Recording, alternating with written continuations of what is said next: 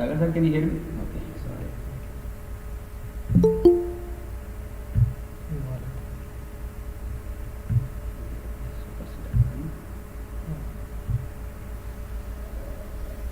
Sagar sir, can you hear me? Yes, sir. I can hear you. Okay. Shall we start? Okay. It's up to you, sir, because there are two presentations. Okay. It is better to start now, sir, because Okay. after Suresh is also there. Okay, fine, sir. Fine. Okay, thank you.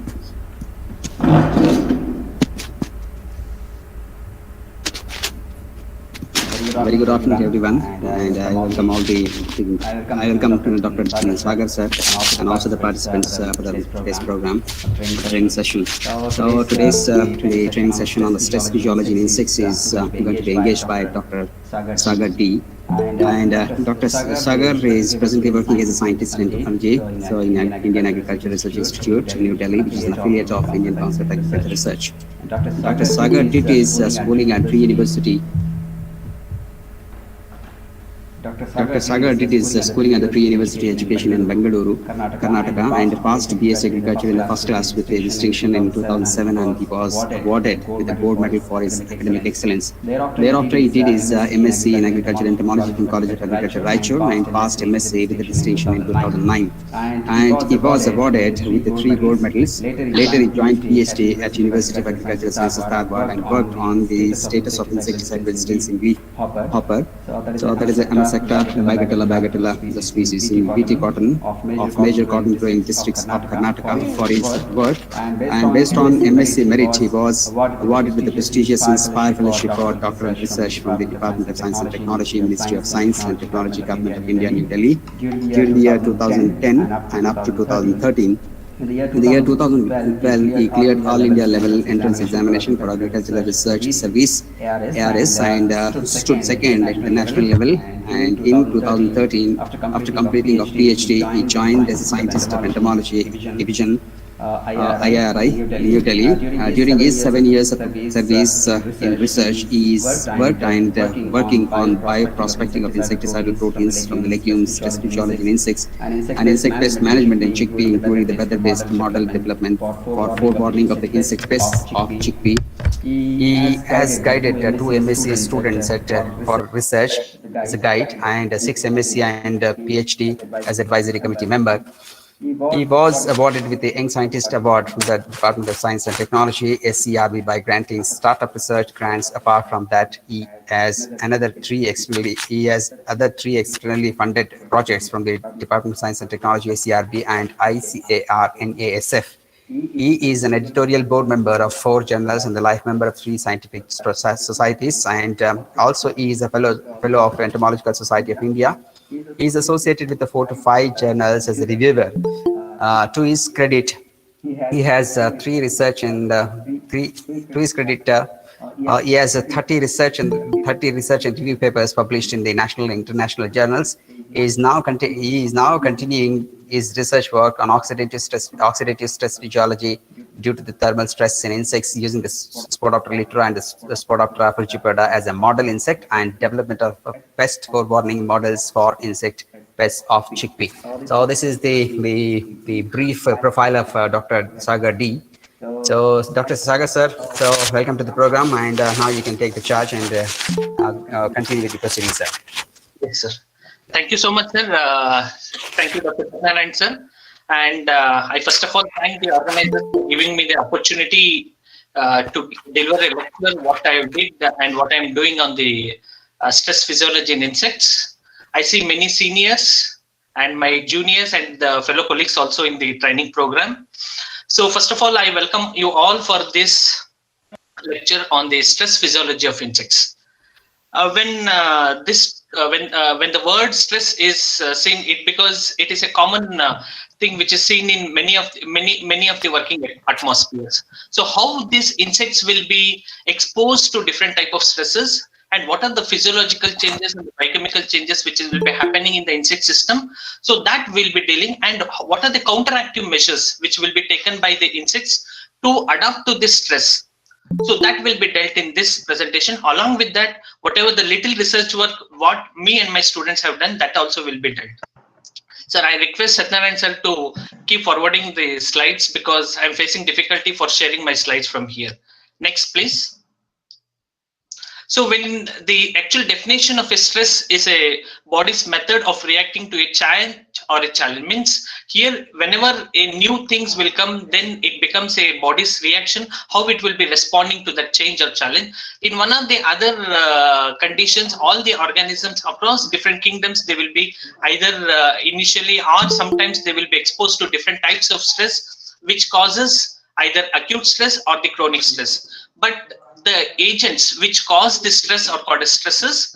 For the insects, the stresses could be like chemical, which includes the pesticides and other xenobiotics, and the physical type of stresses includes the radiation and heat, cold, and the physiological stresses includes diseases, injury, aging, which way will be upsetting the functional homeostasis.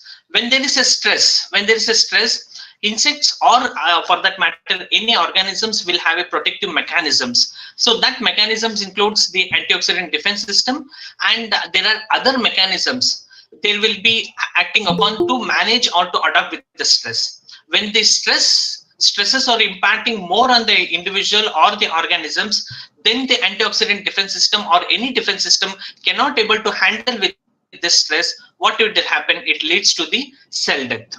So that's what it is. When the high levels of the protective response is there, there is no worry. When there is an enhancement in the stress behind the capacity, it becomes determinantal to the organism. Next, please. So these are the different type of stresses which will induce the stress in the all the organisms in general, and there are some of the stresses which is affecting the insects also, like heat shock, cold shock, desiccation, starvation, anoxia, heavy metals, UV irradiation, and even the predators, parasitoids. All this will contribute for the stress. Next, please. So what happens? I already said the stresses are majorly classified into chemical, physical, and physiological.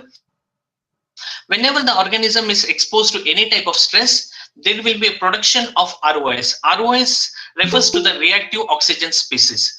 This reactive oxygen species, which includes the superoxide anion radical, singlet oxygen, hydroxyl radical, hydrogen peroxide, what it will do, they will be affecting the cell. So because of that, there will be oxidative damage. When this oxidative damage is there, when the protective mechanisms are cannot able to cope up with the increased ROS production, when that during that condition the oxidative damage will be there. When the oxidative damage is more, which results in the cell death. Next. So what is this reactive oxygen species?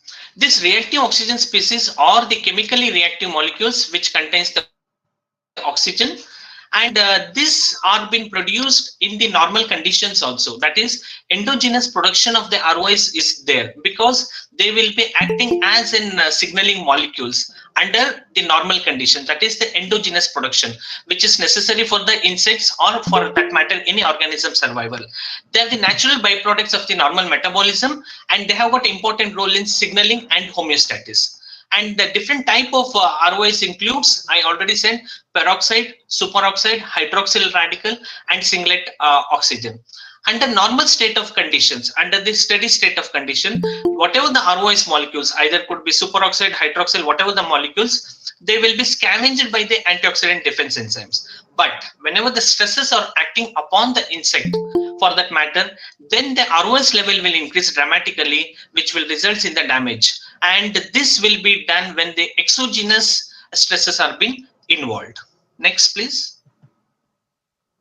And this reactive oxygen species can be categorized into two groups. One is the free radicals, another one is the non-radicals. So the free radicals are those which are generated when the molecules having one or more unpaired electrons. Means these are the free radicals which is having one or two unpaired electrons, making them more reactive to attain the stability. Whereas the non-radical forms are generated when two free radicals share their unpaired electron. Means when the two free radicals will be sharing their unpaired electron, which results in the non-radicals, whereas the free radicals are those which are having one or more unpaired. Because of that, it becomes more reactive, and this is the reason why they are causing a more damage to the organisms in general and insects in particular. And whatever the many of the ROS species, whatever the reactive oxygen species are majorly the free radicals. And the important ROS which is having a physiological significance are the superoxide anion radical. This is the formula, hydroxyl radical, and hydrogen peroxide. Next. First and foremost is the superoxide anion radical, and this is the site of production of this superoxide anion radical is the mitochondria. And during the aerobic respiration or during the energy transfer system, the ATP, for the generation of ATP, the electrons are transferred. During the process of transfer of these electrons, there will be leakage of the electrons that will result in the production of superoxide radicals. And this is also being produced by the reduction of molecular oxygen. Here you can able to see the reduction of the molecular oxygen also produces the superoxide anion radical. And this superoxide anion radical, which is the foremost important free radical and the important reactive oxygen species, which will be able to generate, or which is having a precursor, which is a precursor reactive oxygen species. From this, many other free radicals or many other free reactive oxygen species are being generated. Next. And this superoxide and radicals are being dismutated. Dismutated in the sense the two molecules of the superoxide radical in presence of hydrogen, they will be, one will be oxidized and one will be reduced, resulting in formation of hydrogen peroxide. This hydrogen peroxide is also one such reactive oxygen species. I already said in the previous slide that this superoxide anion radical is the precursor for many of the other free radicals, which includes the hydrogen peroxide. And this is also, this superoxide anion radical is also responsible for the production of the hydroxyl radical also. The positive effects means there are positive effects, and the normal condition there will be stimulation of immune defense system because this is acting as a signaling molecule. Whereas the negative effects, if they are present in higher quantum or higher concentration, which results in the degradation of the proteins, which we'll call it as protein oxidation, and even the lipids will be degraded and DNA will be damaged. So this is the ill effects or the damaging effects of the superoxide anion radical. Next. Next comes the second reactive oxygen species, that is hydrogen peroxide.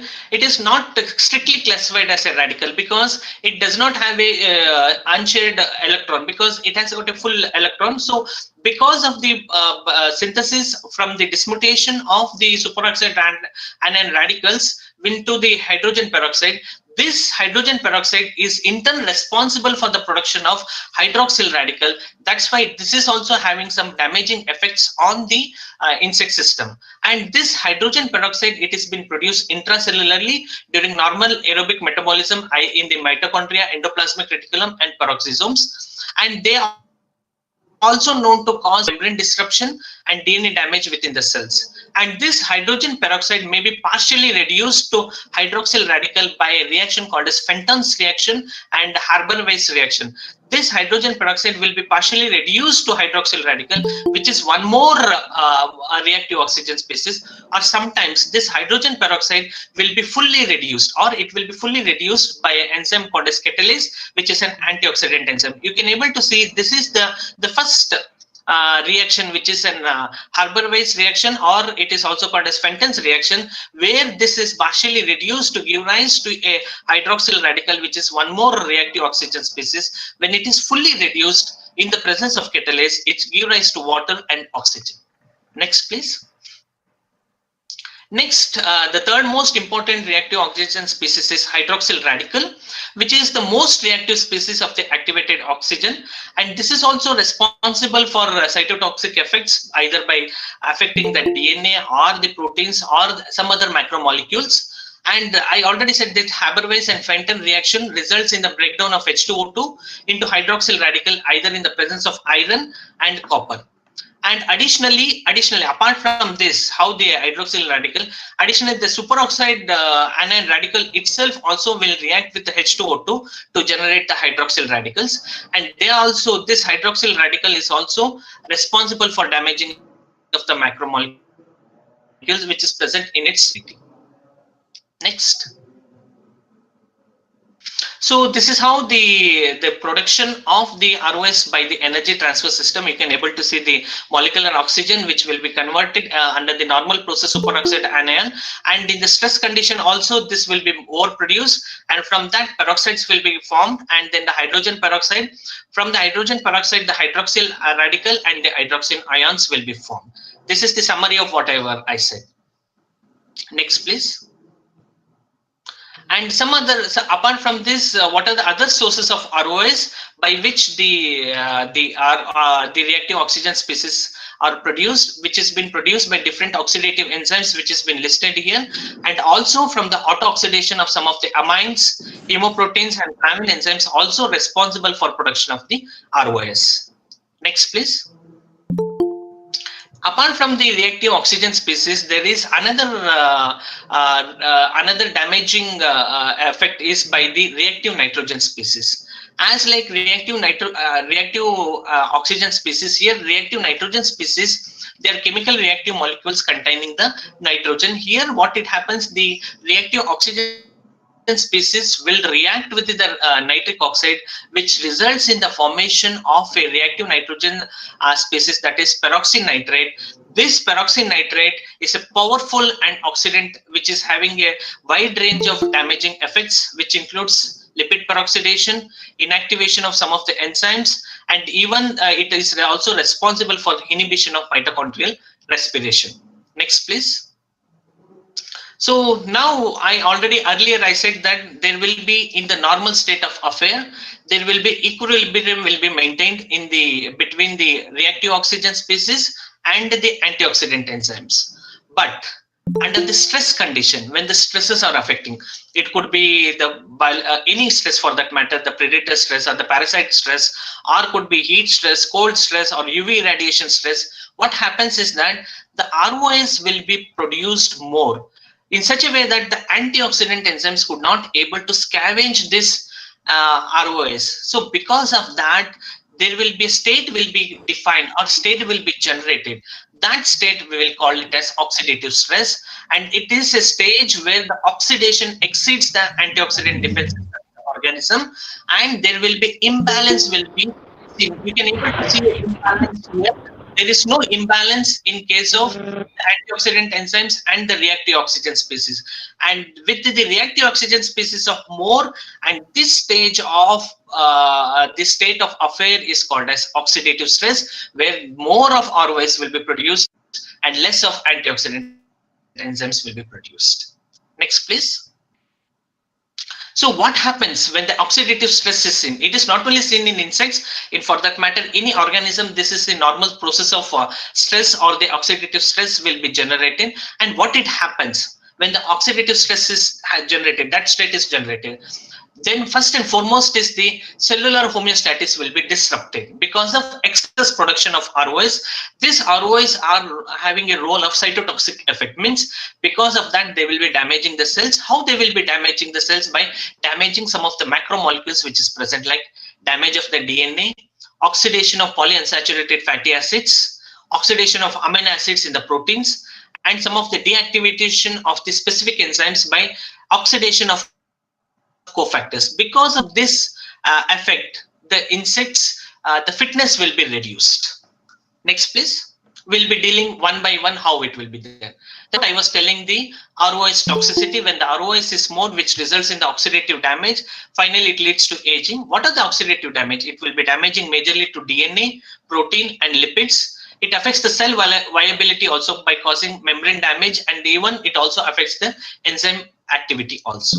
Next.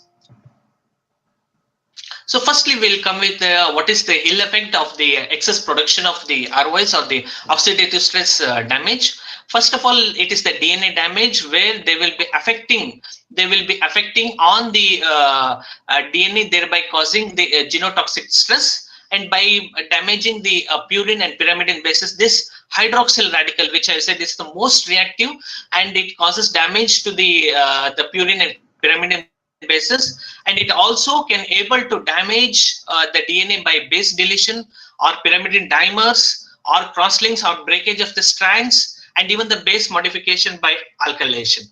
Because of this, DNA damage is resulting in various physiological effects, like reduced photosynthesis and cell membrane destruction will happen.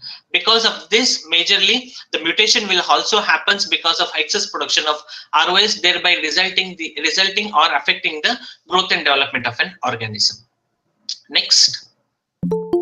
The next effect of the oxidative stress is the lipid peroxidation, which is the oxidation of the lipids, that is polyunsaturated fatty acids. This is an oxidative degradation of the lipids, wherein what it happens is that I already said that reactive oxygen species will be having, they will be waiting for a free radical, means they will be waiting for an electron. It is a process of stealing of the electrons. It is a process of stealing of the electrons from the lipids, so that the lipids will be damaged, resulting in the cell damage. And it involves three steps. One is initiation step, propagation steps, and the termination step. Because of this polyunsaturated fatty acids will be oxidized, and resulting in the formation of a lipid peroxidation, which is resulting in formation of lipid alkyl radicals and aldehydes, epoxides, and alkanes. Among all this, the MDA, that is manonyl dialdehyde, which is an important biomarker of the lipid peroxidation. Whenever we want to know that whether the lipid peroxidation has happened due to a particular type of stress, we need to assess we need to quantify the quantity of MDA content. That will indicate what is the extent of lipid peroxidation, or what is the extent of degradation of the lipids. Next, please.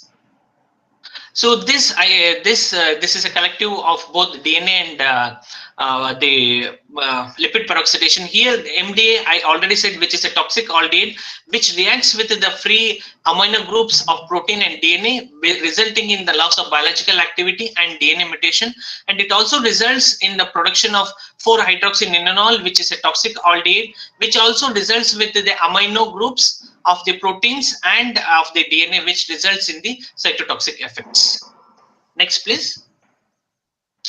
The third most important damaging effect of oxidative stress is the protein oxidation, or the biomarker, or the indication of the protein oxidation is by measuring the protein carbonylation. This is an important widely used marker for the assessing what is the extent of protein oxidation. How this protein oxidation will happen?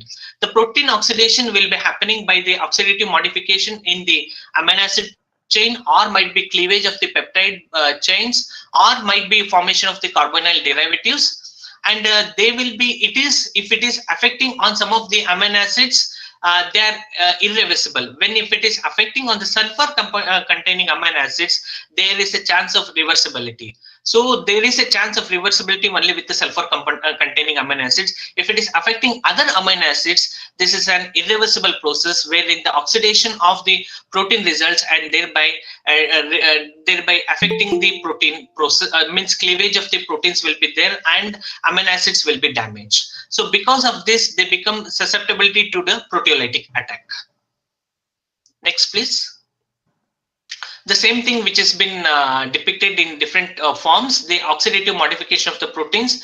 Either they will be forming into different groups, and finally it will be nitrosylation of thiol and other protein groups, resulting in diteronosine and 3-nitrosin, which is an important markers for the protein damage either by ROS and even by RNS, and this will result in the protein carbonylation process.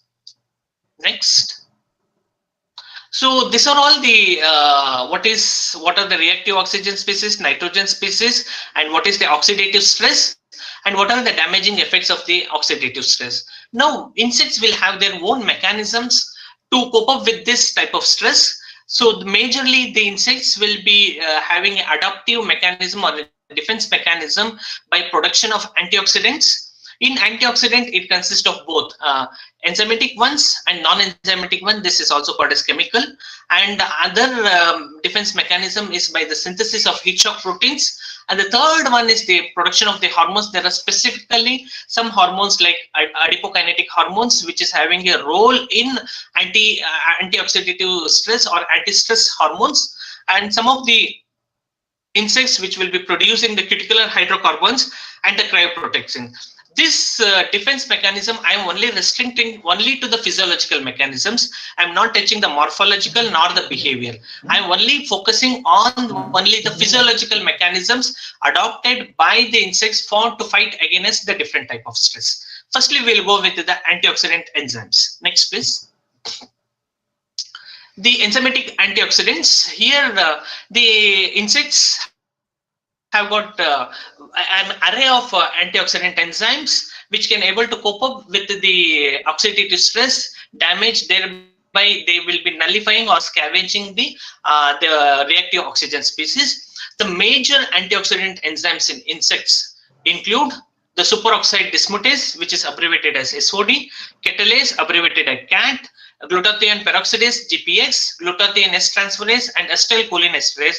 This both will act on both they will be acting as an antioxidant enzyme as well as the detoxifying enzymes. So these two enzymes, properly it could be said as protective enzymes rather than the antioxidant enzymes. This GST and detoxification process of the pesticides, and even in the deep deactivation or the detoxification of the lipid peroxides which have been formed. So these two enzymes, last two enzymes, can be properly said as protective enzymes. Next, please. So firstly, we'll deal with the individual enzyme, that is superoxide dismutase, which is an efficient intracellular and effective antioxidant enzyme. And as superoxide anion radical, which is an precursor for many of the ROS, in the same way the superoxide dismutase, it is a first line of defense. First line of defense against the toxic effects of elevated levels of ROS, because the ROS majorly the first precursor is superoxide. So when that is been dismutated, there won't be any hydrogen peroxide nor the hydroxyl radical. So that's why this superoxide dismutase is also, which is the efficient and the first line of defense. And here how it will be doing is, they will be dismutating in the sense there will be two identical molecules of the superoxide anion radical. In presence of hydrogen, one will be oxidized and one will be reduced to form water and oxygen. Thereby, it will decrease the formation of hydroxyl formation. Next, please.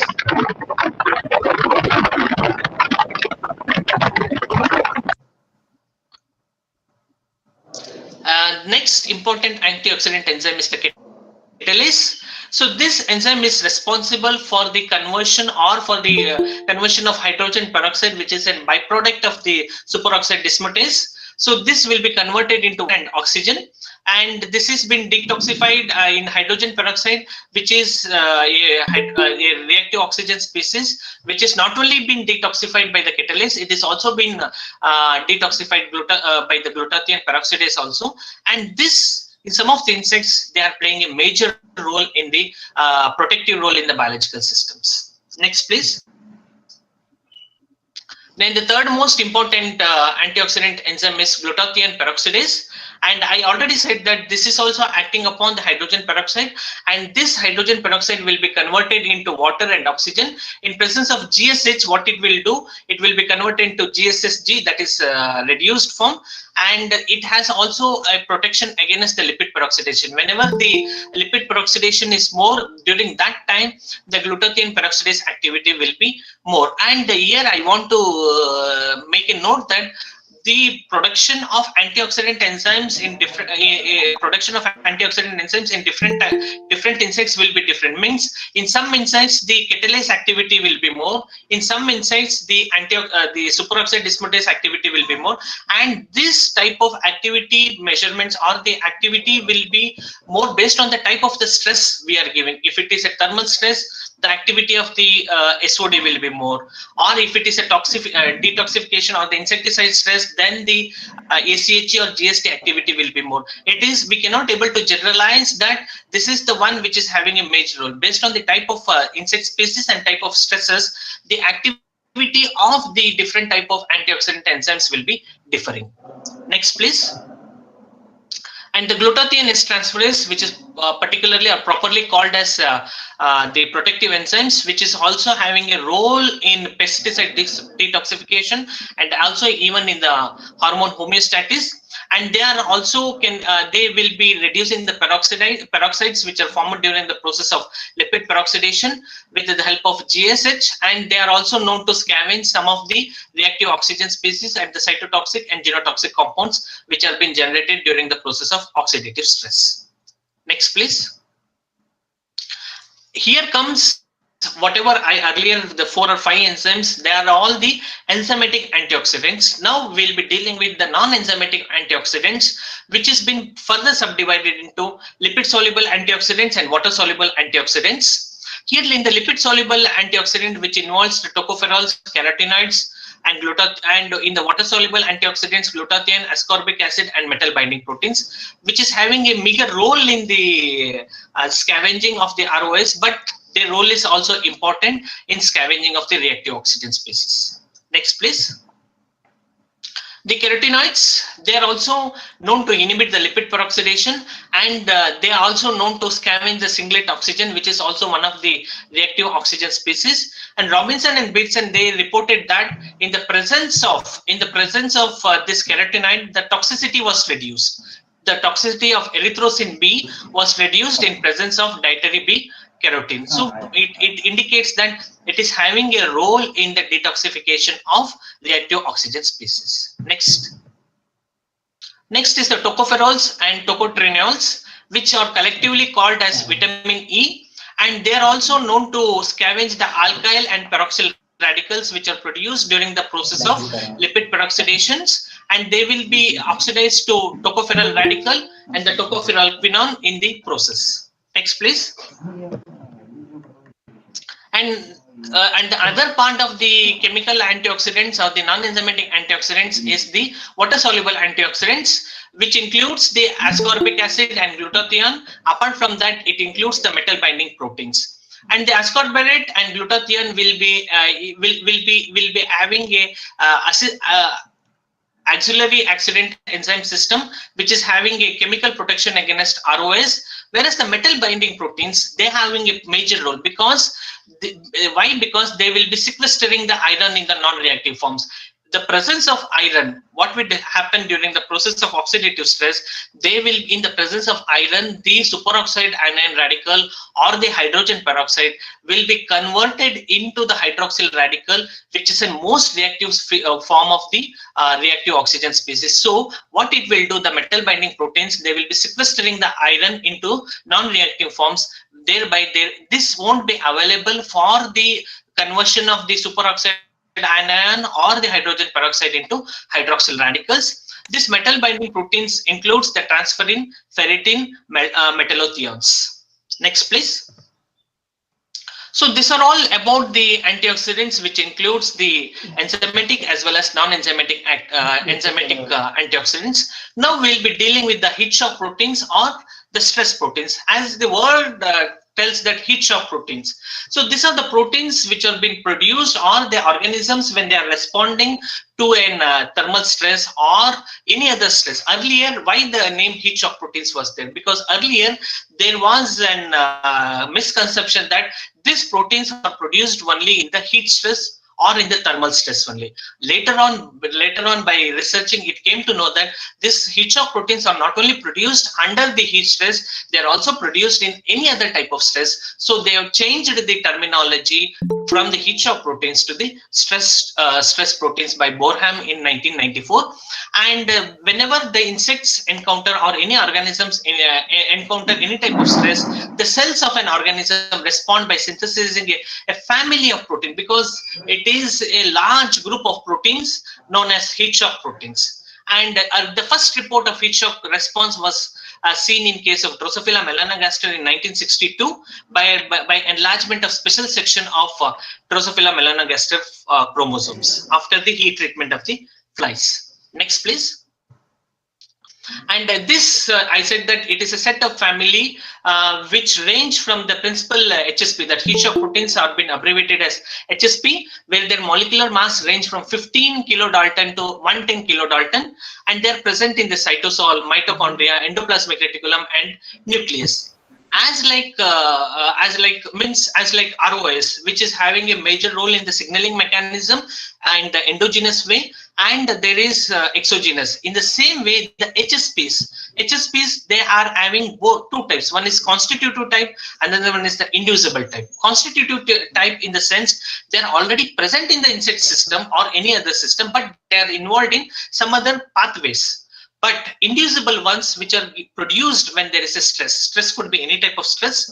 So these two different types of families or two different type of HSPs are seen, and this HSP which are produced under the constitutive term, they are called as heat shock cognate, which will be abbreviated as HSC, and which are produced under inducible form, they are called as HSPs.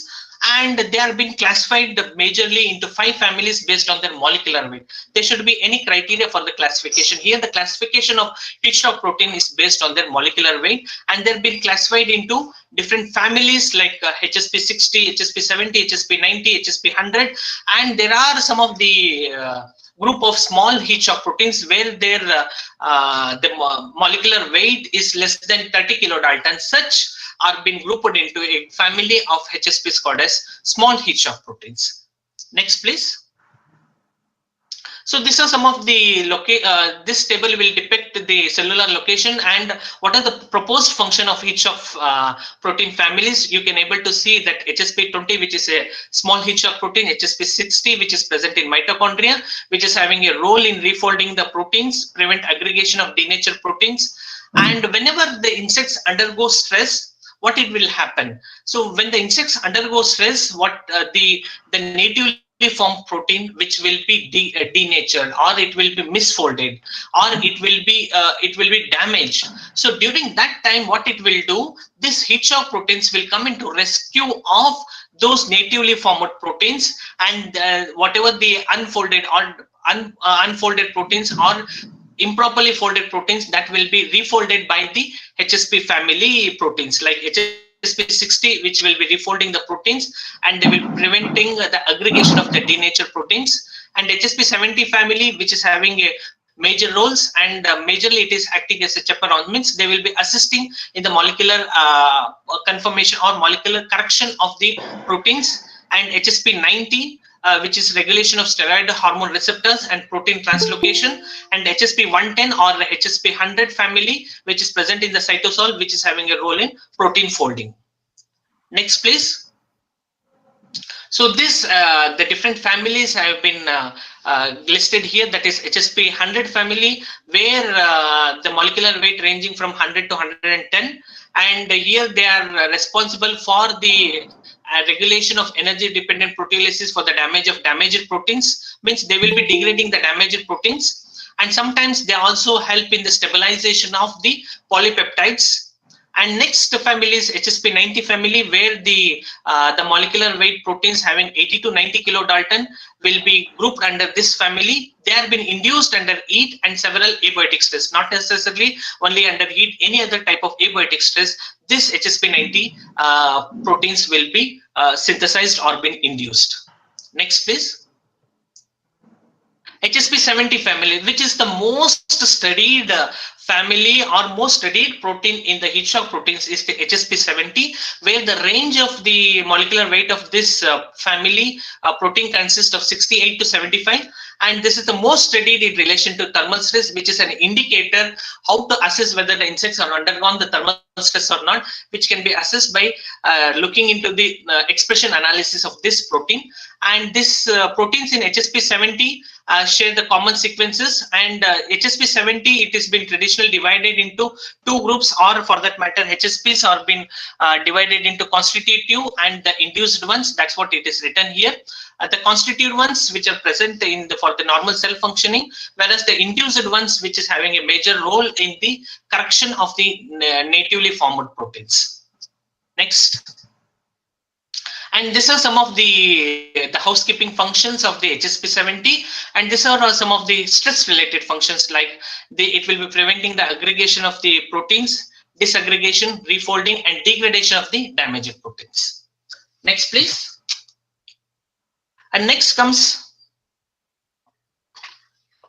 HSP60 family, where the molecular weight proteins ranging from 58 to 65 kilodalton are grouped under this. They have a significant role in polypeptide folding and even in the protein translocations. They are also having a role in the reactivating of the denatured proteins. And finally, the last family of the heat shock proteins is the small HSPs, where the molecular weight ranges from 15 to 30 kilodalton, and they are being isolated from bacteria, plants, and animals. And they having a role when this is not much characterized the small HSP family, because the major work is on the HSP70 or HSP90, whereas the small heat shock proteins are being less characterized. Next, please. So now I will be telling how these heat shock proteins are being synthesized. So this, taking the example of HSP70, which is having a 2440 base pair gene containing 212 base pair leader and 242 base pair downstream untranslated region. So here it has got two regulatory elements. One is in the 5' region that interact with the heat shock transcription factors. This synthesis of new HSP is not only dependent on the type of stress, it is also dependent on the amount of the HSPs present already in these cells. And the regulation of these stress proteins occurs at both transcription and translation level. Next, please. So this is a summary of how the heat shock protein synthesis will take place. I will be explaining these are the different type of stress, that is hyperthermia, hypothermia, or the UV radiation, or by oxygen depletion or energy depletion, or the reactive oxygen species or reactive nitrogen species. When there is a stress, there will be production of this reactive oxygen species or reactive nitrogen species, either by thermal stress or any other abiotic stress. Whenever there is a stress in the normal condition, what it will be there? There will be HSP and HSF, means heat shock factors will be present. When the stress is being induced, this HSP, which is already present inside the insect system, this is a cytosol. This is a cytosol or the cytoplasm of the cytoplasm, wherein the HSP70 and heat shock protein factors, that HSF factors, will be there. When the stress is being induced, this will be separated out. Means this HSP and HSF will be separated out. Because of that, after this HSF is separated out, what happens is that heat shock factors present in the cytosols will be separated out, and they will be phosphorylated. They will be phosphorylated by the enzyme called as protein kinases, and they form trimers with the in the cytosol. And this trimerized heat shock factors, which will be binding to the heat shock elements in the 3' region of mRNA of heat shock protein. I repeat, the trimerized heat shock factor will be binding to the 3' region, which is already been attached with the heat shock elements. So because of that, when it gets the signals, the mRNA will be synthesized, and once the mRNA of heat shock protein will be synthesized from the nucleus, it will go to the cytosol, and the new heat shock proteins will be translated, and the proteins will be formed. When these heat shock proteins are formed, they will be playing a major role either in the refolding of the damaged proteins, or they will be degrading the denatured proteins, or they will be having different roles. But the mechanism of synthesis of heat shock protein remains same for different families. Next.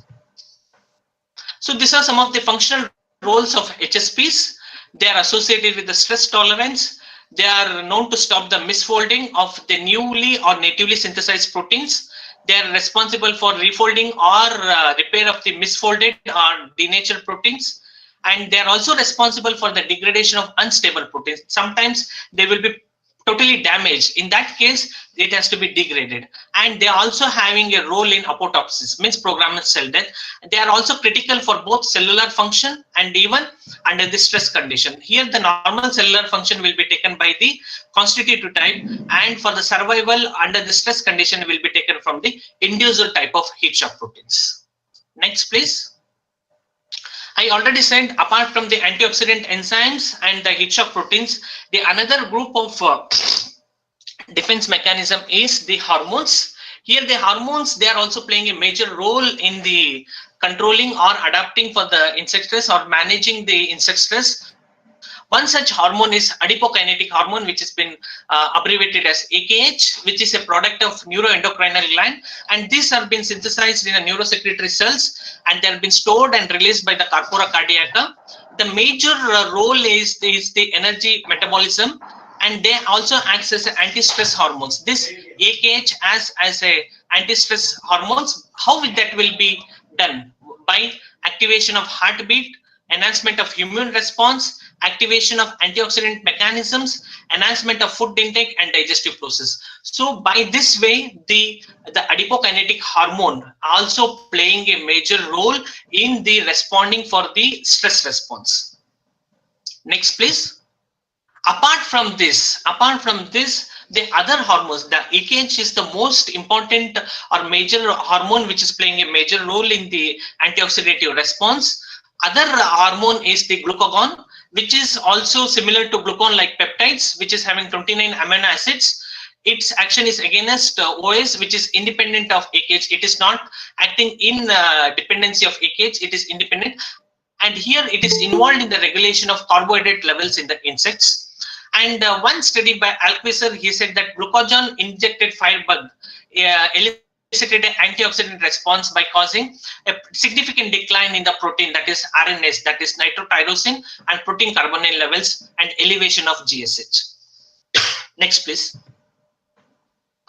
And next is the PTTH. This PTTH is also having a role in the stress response, and we know that ectosteroids, it is also having a major role in the antioxidative response. And Krishnan, he said that paraquat are suppressed by co-injection with 20-hydroxyl ecdizone in P. apteris, which curbed the formation of protein carbonyls, which is a damaging effect of the oxidative stress, even the lipid peroxidation. Because of presence of injection of this 20-hydroxy ecdizone externally, it could able to reduce the formation of protein carbonyls and lipid peroxidation. Next, please. And the juvenile hormones, we know that the important role of the juvenile hormone. Apart from that, they are also having a role in the antioxidant reactions. indirectly via regulation of biologically important proteins like by the synthesis of the vitellogenin and transferrin. This transferrin is the metal binding proteins which we studied previously. And the another hormone is corazonin, which is an 11 amino acid neuropeptide, which is a cardio accelerating peptide, means which will be affecting the heartbeat, and this is also known to have a similar role as such of adipokinetic hormone. Next, please. So these are all different mechanisms of what are the different mechanisms adopted by the social insects when they are being exposed to cold stress. We can able to see here. Here there is a list out of behavioral, morphological also. When you look into the highlighted area where you can able to see the physiological ones, in the ants there will be production of heat shock proteins. In the bees there will be production and synthesis of unsaturated fatty acids, and even the production of HSPs and the production of antioxidants which are non-enzymatic like proline, ascorbic dismutase. And in case of wasps there will be production of trehalose, and in case of termites there will be increased synthesis of unsaturated fatty acids, which is a recent review of this which I got. Next slide. And in case of heat stress, that was the cold stress. In case of heat stress, what happens, the physiological mechanisms. Here you can able to see the ants are able to synthesize or able to produce the HSPs like 90, 70, 60, 40 and small heat shock proteins also, whereas the bees are known to produce the antioxidant enzymes which have been listed. Along with that, they are also known to produce CYP, that is cytochrome P450 and glutathione transferase. Apart from the antioxidant, they are also able to produce the heat shock proteins also. That's what I said. The mechanism, defense mechanism differs with insect to insects.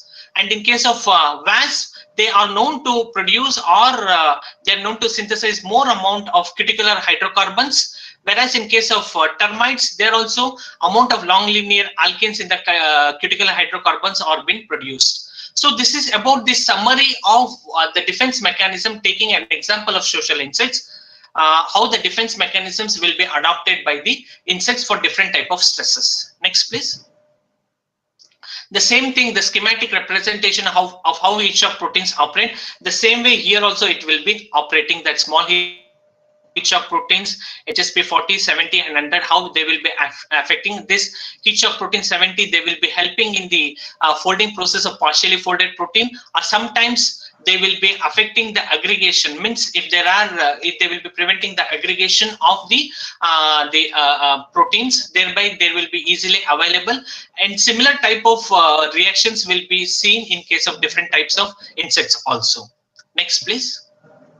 So this is all about what is the oxidative stress physiology, what are the defense mechanism. So now I will be dealing with what is the small work which I and myself and my students have taken. With respect to the thermal stress, here we know that temperature is one of the important abiotic factor which is influencing the growth, development, distribution, dispersal, whatever you say, the temperature is playing a major role. Sometimes it so happens that the ambient temperature will be fluctuating with a shorter period of extreme temperature for a shorter period of time. So that is called as hot events. The temperature which is above optimum, it is been perceived as heat stress. And this thermal stress is known to diminish the antioxidant state, and they are known to cause the oxidative stress. You know that what is oxidative stress now. And studies have shown that the warmer temperature associated with the climate change will be affecting the insect species population dynamics directly through effect on the survival, generation time, fecundity and dispersal. So these hot events are, along with the climate change, they are playing a major role in the distribution profiling or the population dynamics of the insects. Next. Here you can able to see this is a data of 6-7 years where the peak temperature periods I have taken and I have plotted. This is the hourly temperature distribution where you can able to see in the summer months, especially in case of Delhi where we can able to see the temperature will be reaching like 45 degree or more than 45 degree for 1 or 2 hours. So that we will call it as hot events. I repeat, the shorter the higher temperature for a shorter duration is termed as the hot events, and the report says that the temperature when it is exceeding 40 degree for plain region or 30 degree for hilly region, they are termed as hot events. And Zhang has reported that these hot events are becoming, or they will be becoming, more intense and more frequent due to the global warming. Next, please. So here you can able to see the Guleri and Gupta. This is one of the report of IMD, where of the 2017 or 18 data, where you can able to see in the peak summer months where the temperature will be like this. In Jaipur it is 47, in Delhi it is 48, in Ludhiana it is 48. In the similar way in Ahmedabad 46. What is the effect? If not now, in future, because of global warming, we could able to experience this temperature for a shorter period of time. How it is affecting the insect growth and development and survival and their dispersal, their fecundity, fitness, that was studied. Next, please. So this is the hourly temperature, the same repetition of the same data, where you can able to see more than 40 degree for like 1 hour or 2 hours. We can able to see this is the temperature, and then the x-axis is hours and y-axis is the temperature, where you can able to see more than 40 degree for 1 or 2 hours. Next, please. What is its effects on the physiology and biology? Directly, it won't be affecting the mortality. If it is affecting, means it will be a longer duration for 45 degree for 8 hours, 10 hours. Certainly, it will be affecting mortality.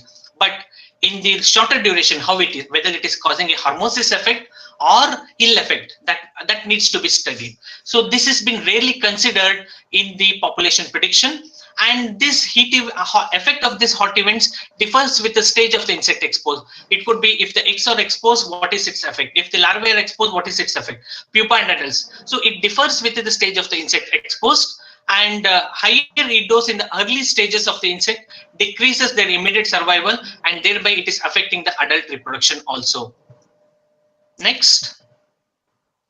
So keeping all this in mind, we have studied one of my students, Chidananda, who is also from Karnataka. He did his MSc under my guidance, and he has studied what is the impact of hot events on the reproductive fitness of Spodoptera litera, taking 4 different stages of Spodoptera litera, that is egg, larvae, pupa, and adult, that is the freshly formed, and the larvae was early 4th instar larvae.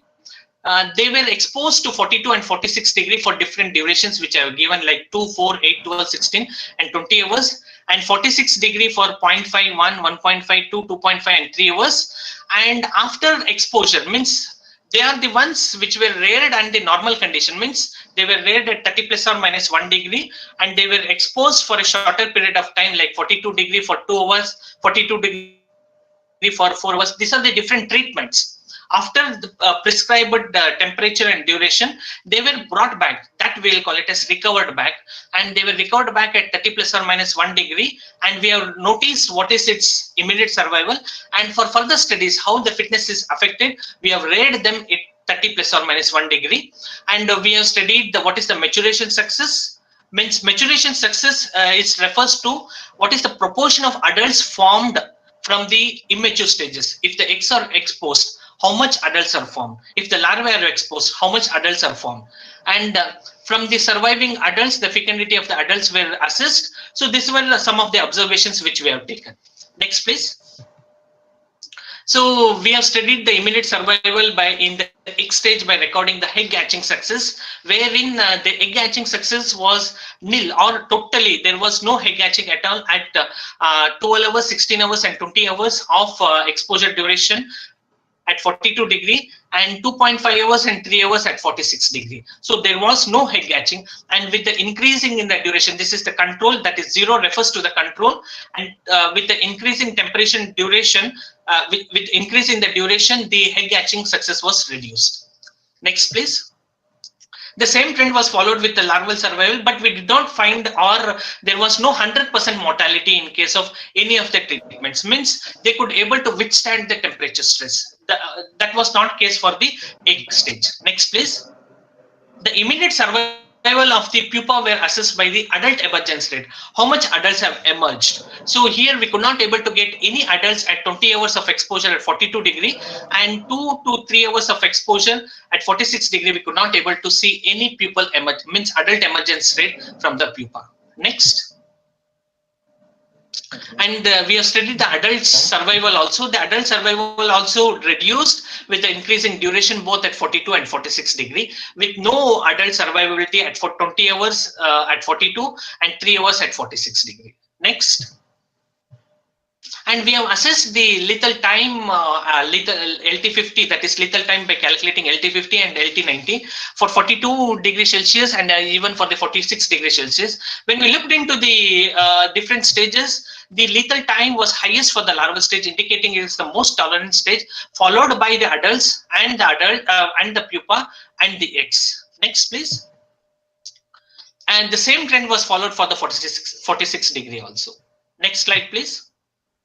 And we have studied the maturation success. Here, maturation success is the percentage or the proportion of adults emerged from the surviving eggs or the surviving larvae.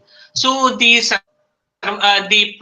proportion of the maturation success also reduced with the increasing duration, with no adults emerged at more than 12 hours, and no adults emerged at 46 degree at more than 2 hours. Next, please. And the same trend was followed or like in the similar fashion was seen in case of the larval stage also. The percent adults emerged from the surviving larvae reduced with the increasing duration, and with the 46 degree also we have seen the same trend. Next, please. And based on the whatever the adults emerged from different stages, from the what are the adults emerged from the egg stage, stressed stage, larvae stressed stage, pupa stressed stage, and even the adult surviving stage at different durations at 42 degree. What we have done, we have assessed the fecundity. We have seen that what is the effect of the fecundity, whether the egg stage is more affected or larval stage is more affected. If it is the case, at which duration it is affected. And we have studied, yes, among all these stages, yes, the larval stage was most tolerant stage by recording, means the adults emerged from the stress tolerant larvae as yielded more number of eggs, or it laid more number of eggs as compared to the other stages at different durations. And we could able to see that at 12 and 16 hours of duration we could not able to get any adults from the egg stages also. And next was the pupa. After the larvae, the pupa was the most tolerant stage at 42 degrees Celsius. Next. The same thing we did it for the 46 degree also, wherein at 0.5 hours of exposure, the adults emerged from the larvae showed the maximum fecundity, whereas in case of other stages, in other treatments also, it has followed the similar trend. But after 2 hours of exposure, we did not got any adults at 46 degree. At 2 hours of exposure, we did not got any adults from the egg or from the pupa. Next, please. And this is the that was with respect to the what is the effect of thermal stress on the fitness, that is especially the reproductive fitness and the biological fitness. And we have studied the expression profile of the stress protein genes, also taking some of the genes, where we have taken here the 4th instar Spodoptera litera, where we have taken different temperature durations, like 32 degree, 36, 40 and 44 degree, and we have given the stress at 1, 2, 3 and 4 hours of duration, and the same trend we have followed. After stress, we have recovered back at 26 plus or minus 1 degree, and we have isolated the RNA from the surviving insects, and we have assessed the 260 by 280 readings using the nanodrop spectrophotometer, and from the RNA we have synthesized the cDNA, and and we have designed the primers using the primer quest tool of integrated DNA technologies, and the cDNA which was synthesized were used for the expression analysis using the real-time PCR. Next, please. These are some of the genes which I have taken, that is the stress protein genes like HSP70, HSP90, this HSP20.4. There was no much work was done in case of the small heat shock protein. That was the idea. I have taken the HSP20.4, which is a representative of small heat shock protein. Along with that, I have taken, it is necessary to take the 2 internal control genes or the housekeeping gene. And these 2 housekeeping genes are those which are having a stable expression under the thermal stress condition. And the gene expression of all these 5 genes for all the treatments which I have said, like 32, 36, 40, 44 for 1, 2, 3, 4 hours was assessed. and the expression analysis was calculated by using the 2 to the power of minus delta delta CT method. The results are shown in the next slides. Next slides, please. Here we can able to see the time course expression level of 3 shock protein genes at 32 degree. Here I am telling with temperature wise, like HSP 70, HSP 90 and HSP 20.4. The highest expression was seen in case of HSP 70 with relative mRNA level of 230 or 40 at 1 hour, and later on we could not able to see much means inducibility of HSP 70 was not there. It indicates that the insect are already been adapted to that condition. Whereas in case of HSP 90, after 2 hours of exposure, we seen the down regulation. Here we can able to see the down regulation of the HSP 90. Whereas as like HSP 70, HSP 20.4 also shown higher expression at 1 hour duration and it reduced. Next slide. So this is with respect to 36 degree, the 3 genes. The same trend, more or less same trend was followed with respect to HSP 70, 90 and 20.4. Whereas here the HSP 20.4 expression was more. You can able to see it was 1500 folds expression as compared to gap TH, whereas here it was around 350 only. And here HSP 90 is shown a negative trend after 2 hours of exposure. Next slide. And here we could able to see the same trend as like 32 or 36. Whereas in HSP 90, all the down regulation. Whereas in case of HSP 20.4, interestingly, we could able to see like initially it was low at 2 hours of exposure at 40 degree. The expression was high, and later on it came down. At 4 hours, we could not able to get the data, so it is not been depicted here. Next slide, please. And in case of 44 at different temperature duration, that similar trend was followed, like HSP 70 highest at 1 hour and followed by 2, 3, 4 hours. And HSP 90 at 4 hours, we could able to see the down regulation. And HSP 20.4, it's shown a dancing view, like highest in first 1 hour and lowest. Again, it has shooted up. Again, it has came down. So this, among all these genes, this HSP 20.4 was most responsive by recording more mRNA level. Next slide. And we did not stop that stage at that stage, and we have continued because we wanted to know whether the expression is happening at 1 hour only, exactly at 1 hour, or at different duration. So what we have done is we have taken higher temperatures like 40 and 44 degree, and then what we have done, we have given exposures at 15 minutes, 30 minutes, 45. From hour to minutes, we came down like 15, 30, 45, and 60 minutes, and we have done the same exercise. Next slide. And we came to know that it is not at the 1 hour what we have seen in the previous, at 1 hour highest expression was seen. It is not so. It was in the declining trend, but the highest expression was seen at 45 minutes of exposure for all 3 genes. You can able to see that HSP 70, 90 and 20.4, the expression has started at 15 minutes of duration, it has reached, and at the peak was noticed at 45 minutes of duration at 40 degree. For all 3 genes, after 45 minutes of exposure at 60 minutes, we could able to see a declining trend. But when we did for the hourly duration, there it was showing an increasing trend. Next slide. And the similar trend was noticed at 44 degree for 3 different genes like HSP 70, 90 and 20.4. Here also the HSP 20.4 has shown the when compared to their in the hours expression, the HSP 20.4 was the major one, whereas in case of shorter duration exposure, the HSP 70 was more responsive. Next slide, please.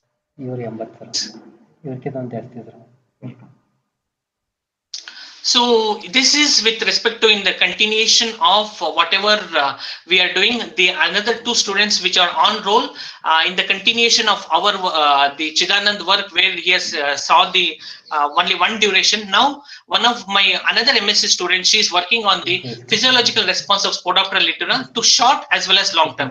Here we are not only giving a single time stress, we are giving a multiple time stress. The another student, she is working on the what is the impact of the thermal stress on the reproductive physiology of Spodoptera frugipeda, which is a invasive pest, how it affects, how the thermal stress has been affected, that she is studying. Next slide.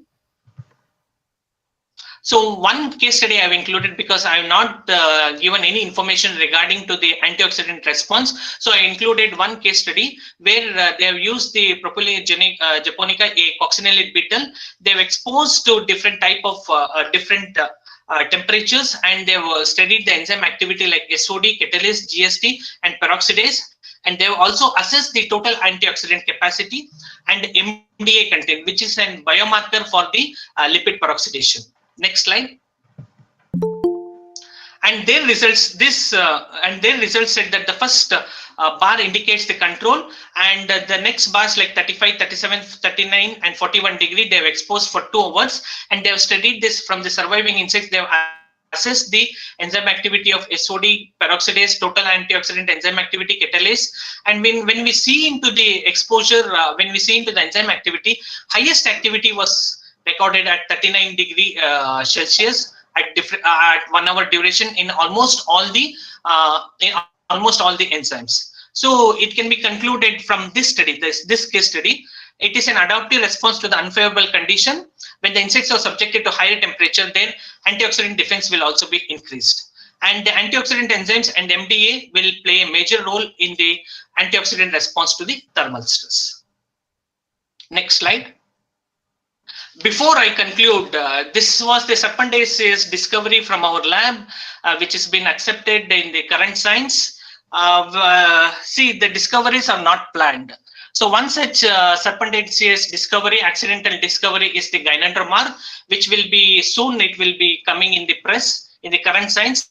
This is a gynandromorph discovery from our lab, where you can able to see this is a normal male, this is a normal female, and you can be able to see this is a gynandromorph where the left hand or the left side is the male and the right side is the female.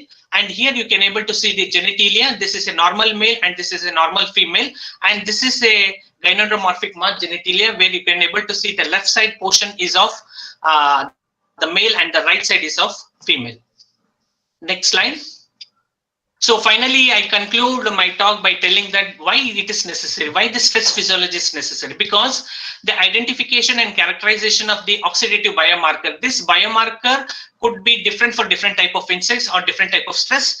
And in the changing climatic scenario, it is very important for designing the management strategy for the insect pest, as well as for the improvement of natural enemies using the molecular technique, for example, using the genome editing tools or silencing, whatever the method, but we need to know which is the biomarker for different type of stress, either for the improvement or for the management of insect pests.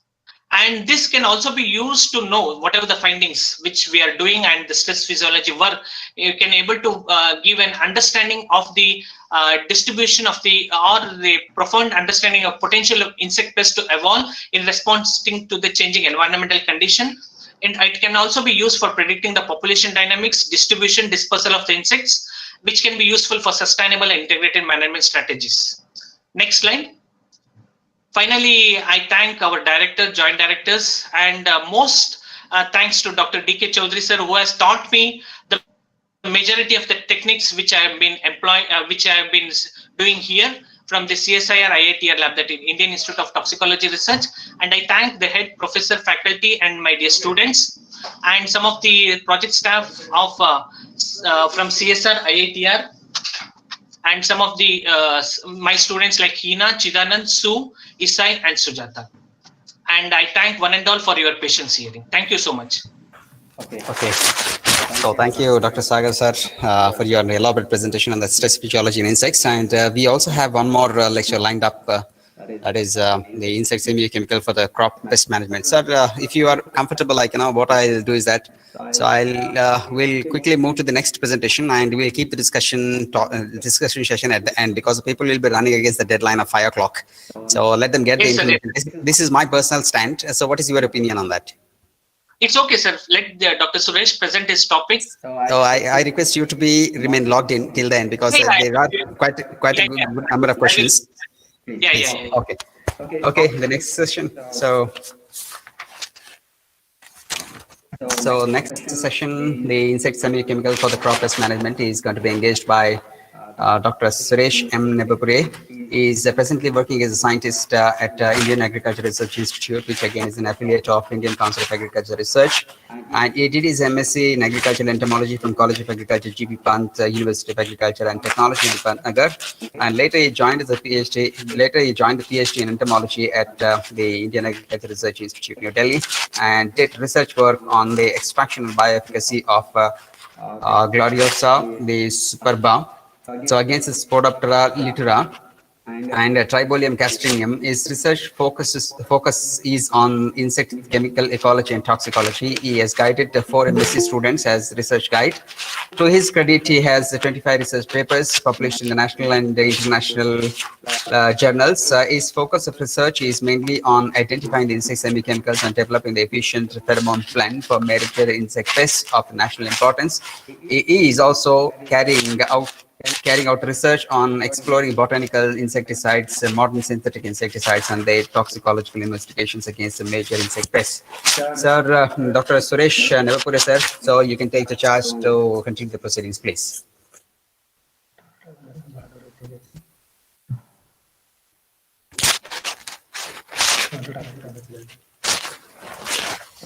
Download ಆಗ್ತಿಲ್ಲ ಮಾಡಿಲ್ಲ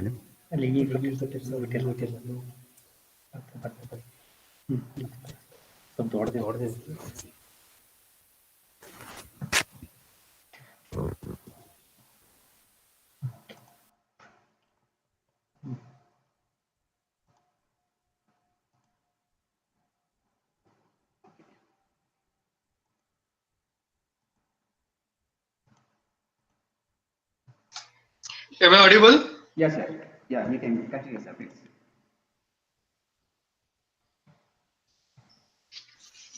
Yes, sir. Whether I was audible before this or not? We can hear. Yes, doctor, you are very much audible. You are clear now, loud and clear now. Okay. So go for okay.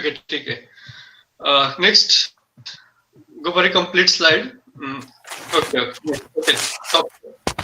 So we know that related to agriculture, we are mostly concerned with 3 types of insects, like herbivores, which are feeding on crops, and then pollinators, which are helping as a helping for pollination, and natural enemies, which are beneficial insects. So all these insects, their niche is all these crops where vegetation is there, and they are dependent on this vegetation for feeding and reproduction. Now, when insect is there in the niche or in that crop area, there must be some communication between the insect and plant. The communication not only between insect and plant, but insect is communicating with all its environment all the factors which are there present in the niche.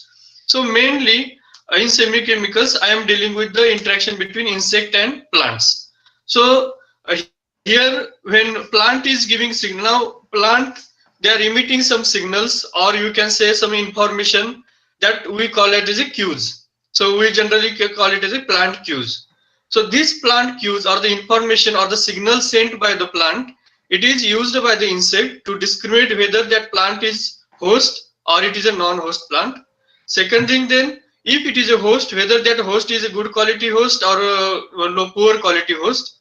So that quality also a function of space and time. So same plant cannot be a host for that insect at all times. So insect has to decide whether this plant is sufficient or well enough for its development or not. So all these functions are governed by these plant cues. Now it is okay that plant is giving cues, or that the information or the signal is sent by the plant, but how the insects are perceiving that information, or how the insects are detecting it. For that, insects are having a very well developed sensory system. So the sensory systems of insects is very important here, which is perceiving this information or the infochemicals or the chemical signals of the plant. Next slide, please. So as I discussed, these signals or the information released by the plant is mainly through the volatile organic compounds, which is called it as VOCs. So these VOCs can be at a time, it can be a single compound, or it can be a blend of different compounds, one or two compounds, or more than two compounds also. And many times when plant is attacked by the insect, this plant is releasing the volatiles because of that attack, that we call it as a herbivore induced plant volatiles, that is HIPVs. So all these types of insect, these chemical signals are present in the environment, and insect has to identify its host, proper host. Next slide please. So in this situation, when insect is selecting a host plant, what are the main considerations or main conditions for the insect? So first is host plant volatile, whether the plant, whichever the volatiles it is receiving or perceiving, whether they are host volatiles or non-host volatiles, that it has to discriminate. Then time dimension, because this time dimension means the particular plant, they will release the volatiles. Now suppose the plant, that insect is giving response to a 2 volatile blend. So the plant will not release this 2 volatile blend at all times. So it becomes a time dimension. At particular time, that this plant will be releasing this particular blend, and that time insect has to perceive it, or insect has to detect that host plant. Then blend ratio, as I discussed, blend ratio is very important. And here one example I have given, that black bean aphid, the attractive blend which has been identified, this Webster et al., what they have seen, that if you are giving single compound or single VOC, then it is acting as a repellent. But when you are giving it in a blend form, then it is acting as an attractant. That's why the blend ratio and the blend is very important, and that's why the time dimension is also important, because plant, they have different physiological conditions. At particular physiology and particular time only, they will release the particular blend of the volatiles. Then with these olfactory clues, there exist also visual cues, that we know that we are developing this different type of traps. So that is based on the visual cues. So many times what we, when we are doing research, what we end up is that this type of volatile or blend of the volatiles is not attractive to the insect. It is not always like that. Sometimes we have to see whether the visual cues are also playing role with the olfactory cues. So both the things we have to see. So that is also very important consideration during host selection. Then non-host volatiles, as I discussed it. Next slide. Then innate and learned behavior. Some insects have innate behavior. They have generation to generation, they know how to distinguish the host and non-host. But sometimes when the host is not present, they learn to identify or pursue the chemicals of or volatiles of other alternate host plants. So that innate and learned behavior is also important. Next slide. Then physiological condition of an insect. Now it was the earlier factors were of mainly of plant factors. Now insect factor is also there, that physiological condition of insect. When insect is there in a space where that environment is saturated with the volatiles, that time you may not get response from that insect. So many times in that habitat, the insect is very less motivated when it is very present in that niche. That type of behavior you can observe in storage insects. Many times when we are doing experiments, it is very difficult to get attraction or repulsion behavior in storage insects, because they have innate habit of having in that closed conditions and that habitat. So they are always satiated. So many times we don't get that type of response. Another is the mating status of the insect. Insect, they respond before mating. Because their preference is for mating. Before mating, before mating, the condition is that they have to go for the mating. So that time their preference is different. Once they mate, after that their preference is not to go for mate, but to go for oviposition. So their again preference is changing. So based on which stage of the insect is there, or either is mated or unmated, it shows the insect that condition or the response of the insect. Now again, when already the female insect have laid the eggs, then again we will say that insect they are getting less attracted to the oviposition site or oviposition cues. So all these conditions are very important when we are studying the semiochemicals in the field or in the lab. So if we are working on the oviposition VOCs, then we have to see what exactly stage of the insect we are selecting. So that factors plays very important role. Next. So that was about the selection of the host. Now once the insect is selecting the host or choosing the plant, then it is attacking that plant, and what happens in the plant after attack by the insect. So plant also start defending it. There are many of we know that the plants also contain some antioxidant secondary metabolites or toxic metabolites, and some physical defense also. Like lignin provides direct defense where toxic or anti-nutritive or repellent effect. So that mainly these antioxidant secondary metabolites are non-volatiles, but here in semiochemicals, what I am going to target or discuss is mainly the volatile chemicals. Next. So now the plant volatiles.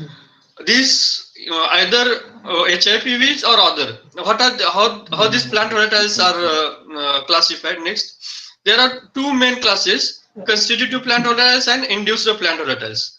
These constitutive compounds are constantly present in the plant, mainly these green leaf volatiles. Whereas these induced plant volatiles, after the attack of the insect. So next tab please. So what happens here? This induced plant volatiles, this detection of this induced plant volatiles is late, or you can see you can say that constitutive plant volatiles you can detect in the plant even just after the attack of the insect. Whereas in case of induced plant volatiles, you have to wait for after attack of the insect. You have to wait, and then only you can able to detect these volatiles. So these are the two types of volatiles. Next.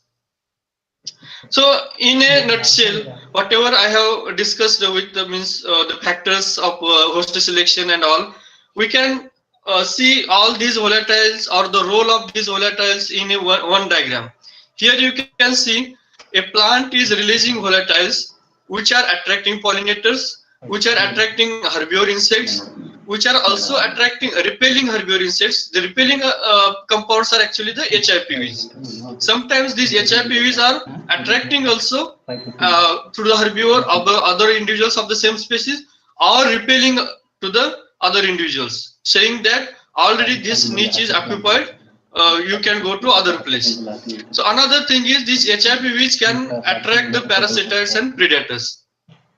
Again, another role is some volatiles which are released when the plant is under attack. They are released. Volatiles are released by the plant, and these volatiles being pursued by the neighboring plant, and then neighboring plant starts producing the volatiles. That is, we can call systemic effect also. And in some plants, if upper part of the plant is damaged, the lower part of the plant start emitting the volatiles which are attracting to the parasites or predators or repelling the other herbivores.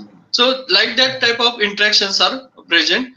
Another most important thing is that the volatiles released by the plant are from different parts. Like you can get the volatiles particular to vegetative stage like leaves, or from the flowers, or from the fruits, or from even from the roots also. For root feeding insects or the pathogens and fungi, these root volatiles are very important. Next. So all these volatiles, along with whatever I have discussed, is all are the interspecific between the different species. This interaction is happening. Along with it, there is one interaction that intraspecific between the insect interaction.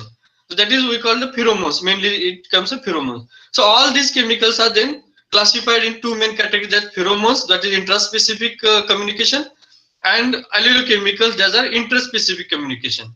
So in interspecific again, we have categories like allomos, chiromos, cynomos, and apneumos. I think many of us are familiar with these categories. Next slide. Next, these are just definitions. We can go through next slide. Next slide. Okay, now just some again I want to stress on the HIPVs. These HIPVs are playing part in intraplant signaling. Like I told that if one part of the plant is attacked, then that set of HIPVs are released, and it is perceived by the other part of the same plant, and then their systemic effect. Then interplant signaling is also there. Neighboring plants also start giving some response to the herbivores.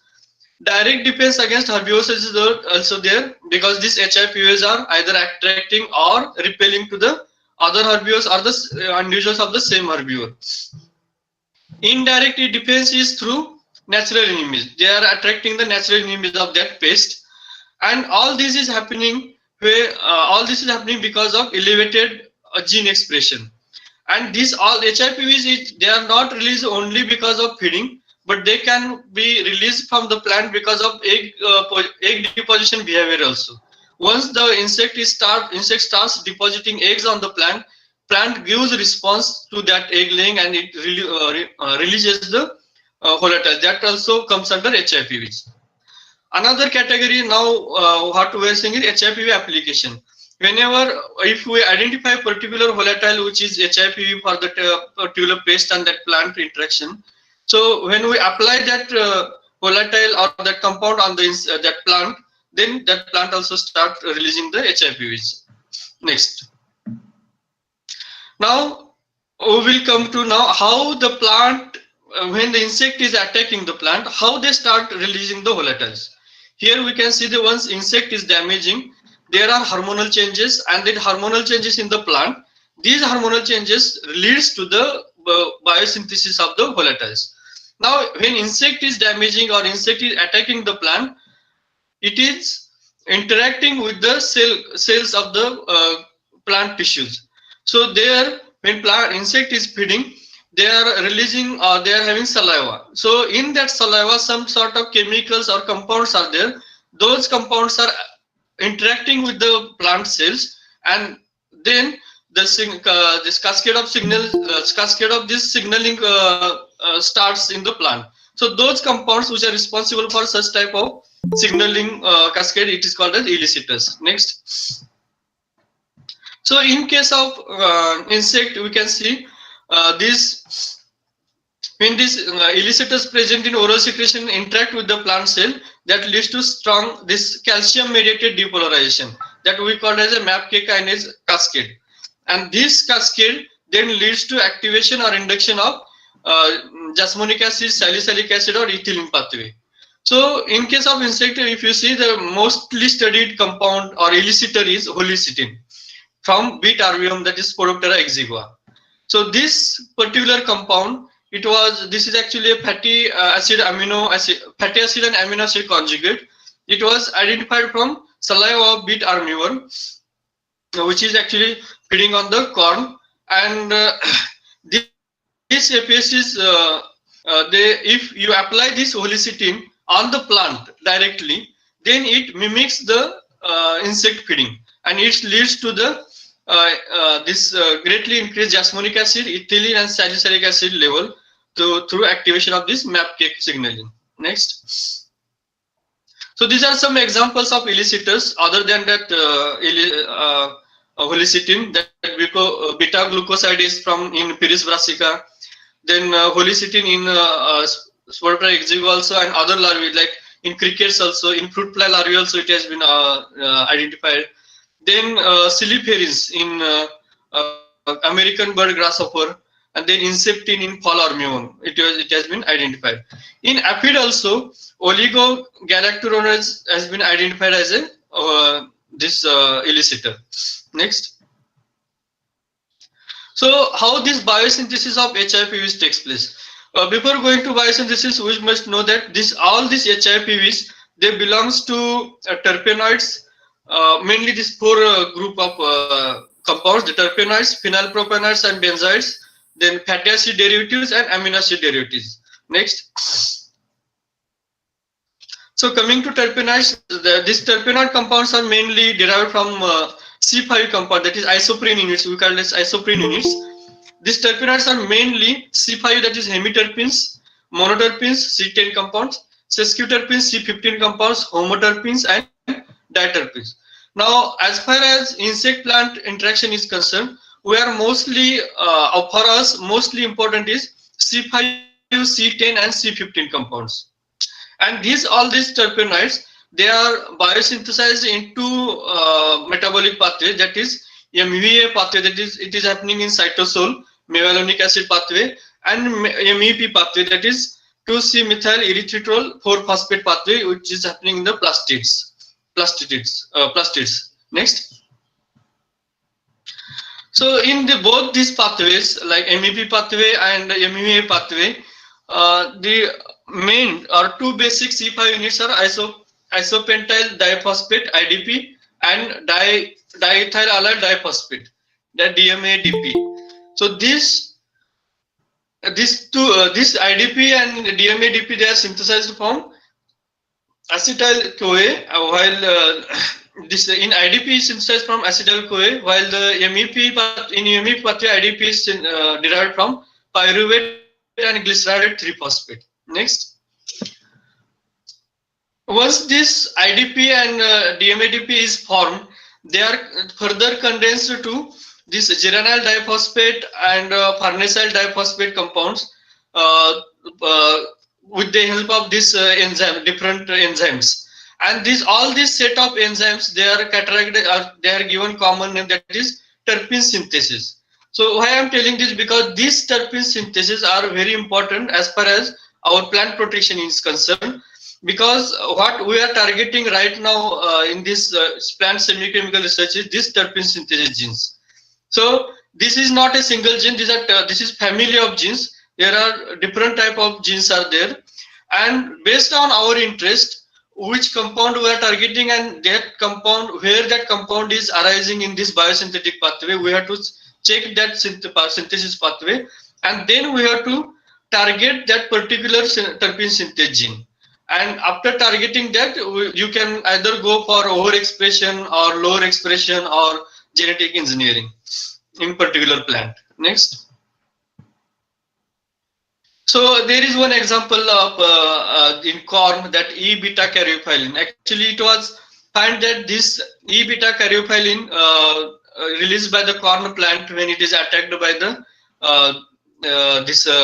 Sporoptera littoralis and Dibrotica virgifera. So this is actually a sesquiterpene compound. This particular gene, that is TPS23 gene, it is found to be active in these two lines of the maize, that Teoscinate and European lines of maize. But this gene was not active in North American lines. So once they identified this particular gene, then they tried this engineering of this gene in this North American line, and they found that there is an effective way we can engineer the plant, and we can manage this insect pest. Next. Then another class is phenylpropanoids or benzenide compounds. Mainly this is actually a large class of HIPVs, and they are mostly biosynthesized in the Sikimate pathway.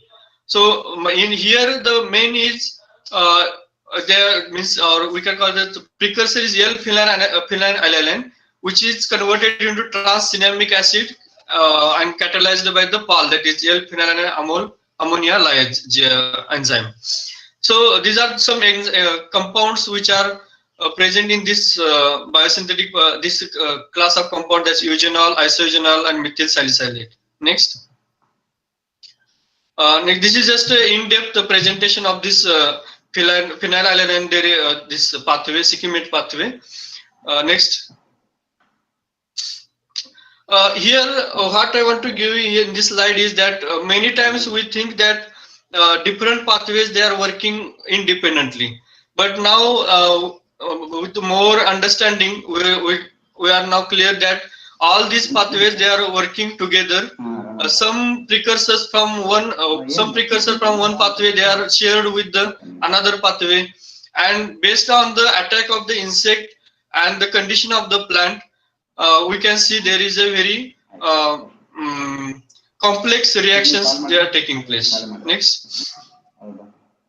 Another group is fatty acid derivatives. Mainly these volatile fatty acid derivatives are, we call it as a green leaf volatiles. They are C6 compounds, and they are derived from actually linoleic or linolenic acid. They are actually C18 compounds.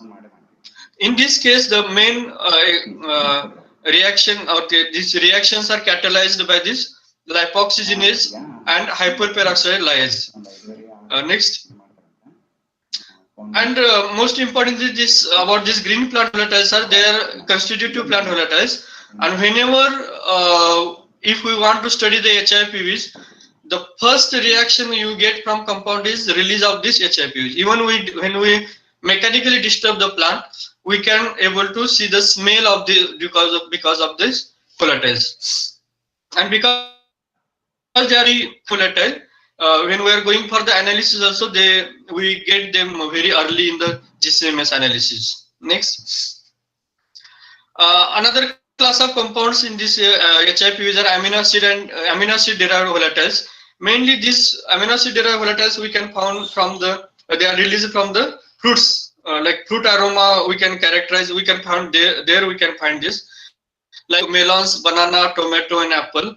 Compounds like 3-methylbutanol, 2-methylpropyl acid has been identified as identified to be important in insect plant interaction. And these amino acid derivatives derived volatiles, they are derived from amino acids like leucine, isoleucine, valine, methionine, and this reaction I have given, this amino acids are converted into alpha keto acids, and then alpha keto acids are again converted to aldehydes, acids, alcohols and esters. Next. Now this is about the whole plant volatiles, which mainly because in semiochemicals mainly we are dealing with the HIPVs, and another component in semiochemicals is the pheromones, insect pheromones. That we know that insect pheromones are mainly two categories: primer pheromone and releaser pheromone. Next. So primer pheromone, these pheromones are released by the insect and they have longer term physiological effect on other individuals of that species. So mostly these type of pheromones were not being explored in the pest management. Next. So releaser pheromones are mostly explored in or exploited in pest management. So mainly they have what type of behavior they have eliciting in the insect are sexual or for mating, then aggregation behavior, alarm behavior, recruitment behavior or territorial behavior. Next. So this is a very successful example of aggregation pheromone that we know that Holotrachea consanguinea, the compound methoxybenzene, or we call commonly it is called anisole. We have identified this compound and we apply this compound in IPM through sponge. Here you can see in first photograph, the second photograph, people are spraying this tree. So before this spraying, what they have done is they have loaded this compound on the sponge and they are keeping this sponge on that tree. Once in evening time, once this insects start congregating on the plant, then they spray with the insecticide to kill the insects, congregating insects. Similarly, this behavior, aggregation behavior, is also been exploited in Japanese beetle, although it is not present severely in India, outside, but in India, mainly Holotrachea consanguinea being managed with the use of aggregation pheromone. Next. Then sex pheromone, I think most of us know that this discovery started from the silkworm, and sex pheromone plays a role by mostly it is released by the female and it attracts the male, or in some cases it is released by the male, they attract the female. So what we are doing, we are identifying such sex pheromones, and mostly we go for either for monitoring or mass trapping or the mating disruption. Next. And alarm pheromone, mostly exploited or mostly studied is the E-beta farnesin from the aphids, some species of aphids. So what happens whenever the this aphid colony is under attack, they will release this compound E-beta farnesin, and they will give signal to other individuals of the colony that we are under attack, and that is the alarm, and they then start dispersing from that niche or that locality, and by that way they save the colony. Next.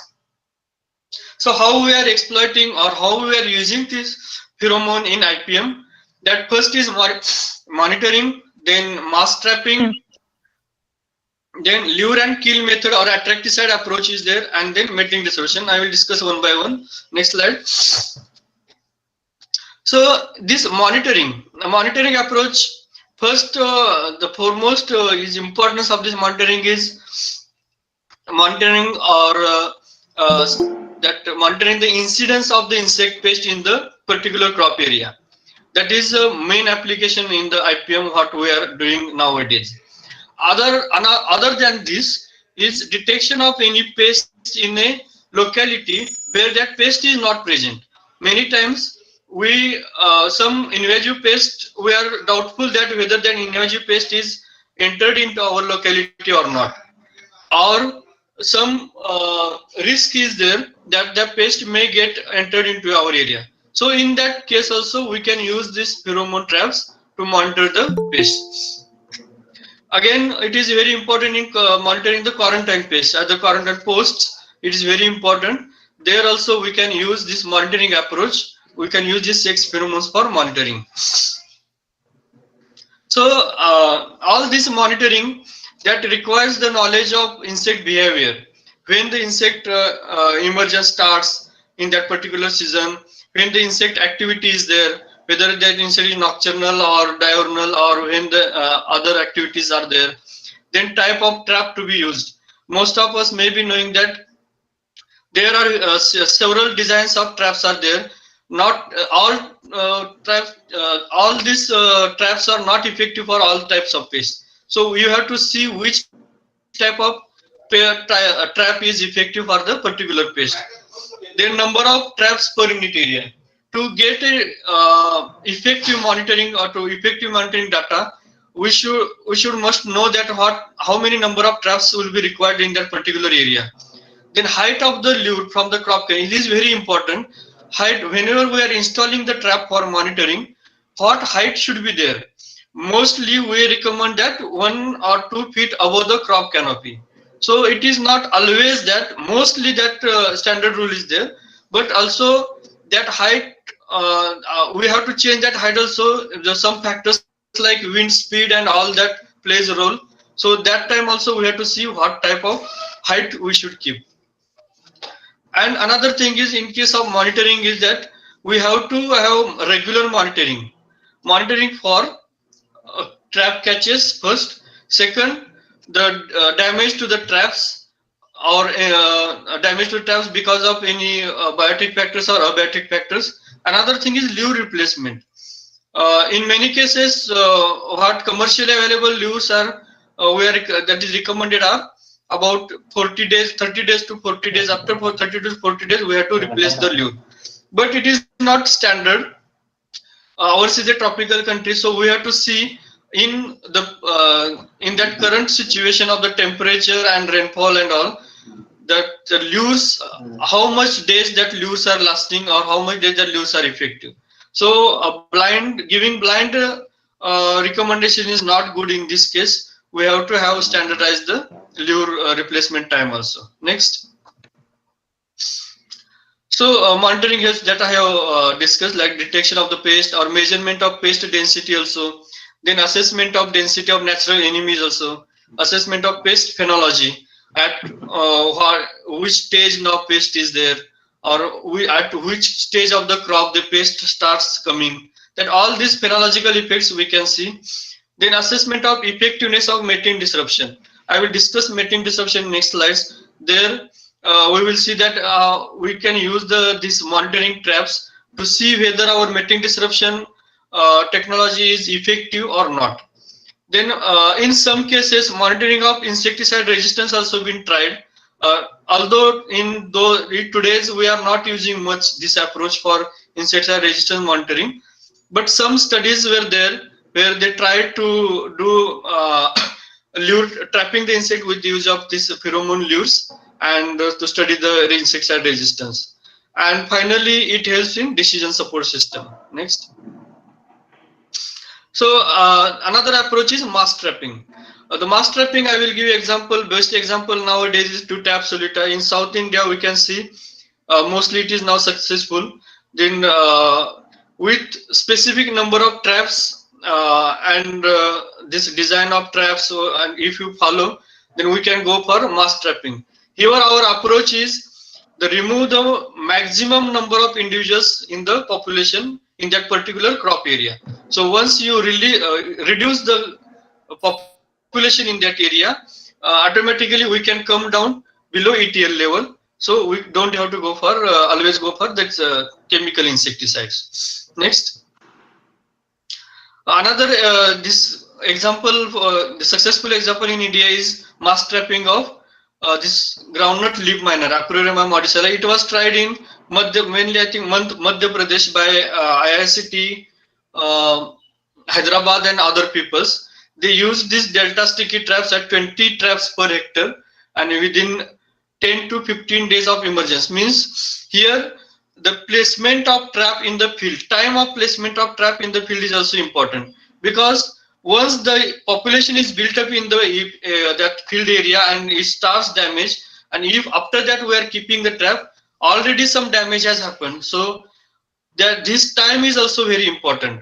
So in this case, for this groundnut leaf miner, they have standardized that we have to keep the delta sticky traps within 10 to 15 days of emergence of groundnut crop, and we have to keep continuing this monitoring and this replacement of these traps. So some statistics they are given how it has saved the amount this crop yield and all. Next. Another approach of mass trapping is lure and kill method. Here this approach is same, that we are attracting many numbers of insects. Along with lure, we are keeping some insecticide so that the attracted individuals get killed. So that is attracticide or attract lure and kill method. Next. So this third approach is mating disruption. Here, as we know that in a general condition, the female, suppose the female is releasing the pheromone, the male is perceiving the pheromone plume, and it is locating the pheromone. What we are doing in mating disruption, we are keeping these pheromone lures at different points uniformly in whole crop area. Now what happens that from different points uniformly this lures, this septa or the material, material is releasing the pheromone. So male are unable to identify particular plume released by the female. So they are getting disrupted. So they are unable to locate the female, and hence then mating will not happen, and that's why we call it the mating disruption. Now earlier I discussed that monitoring traps also helps in mating disruption. What we do in mating disruption is that we will keep some monitoring traps in this field, and we will see whether these male individuals are able to get attracted to our monitoring traps.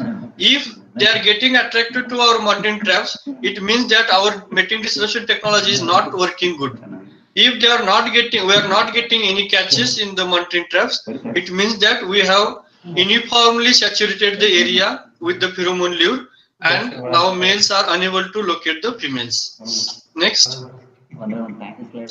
So in case of mating disruption technology, successful mating disruption technology needs, first is that pheromone lures or pheromone compound when we are keeping in the field, it should be well distributed. We should not be concentrating some lures at one side of the field and one side of the field is kept empty. It should not be like that. It should be well distributed so that whole area is saturated with the pheromone uniformly.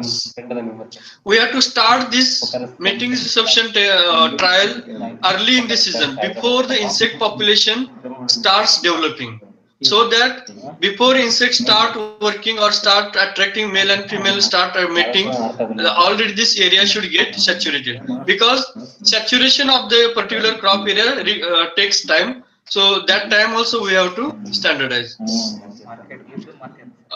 And another effect is that if you want to get success in this technology, we have to maintain this condition, saturated condition throughout the season.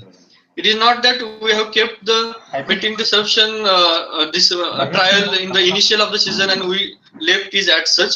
We have to keep this monitoring, and that effect, the saturation effect, should last for whole season.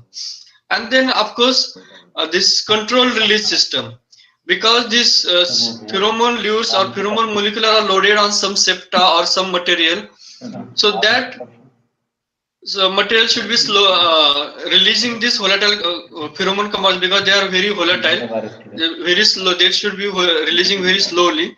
That's why if we compare other countries like America and India, because we are tropical country, we have to go in mating disruption trials. We have to go sometimes 3 applications, 4 applications based on the duration of the season. But in some countries where temperature is very low, even with 1 or 2 application also we can get a successful mating disruption trials. Next.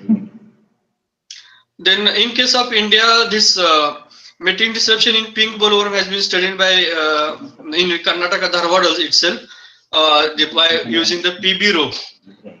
They standardized that at 20 hectare area they studied, and in that area they standardized that around about 200 points you have to keep the this PB ropes, and the stage also they given that at the pin square stage.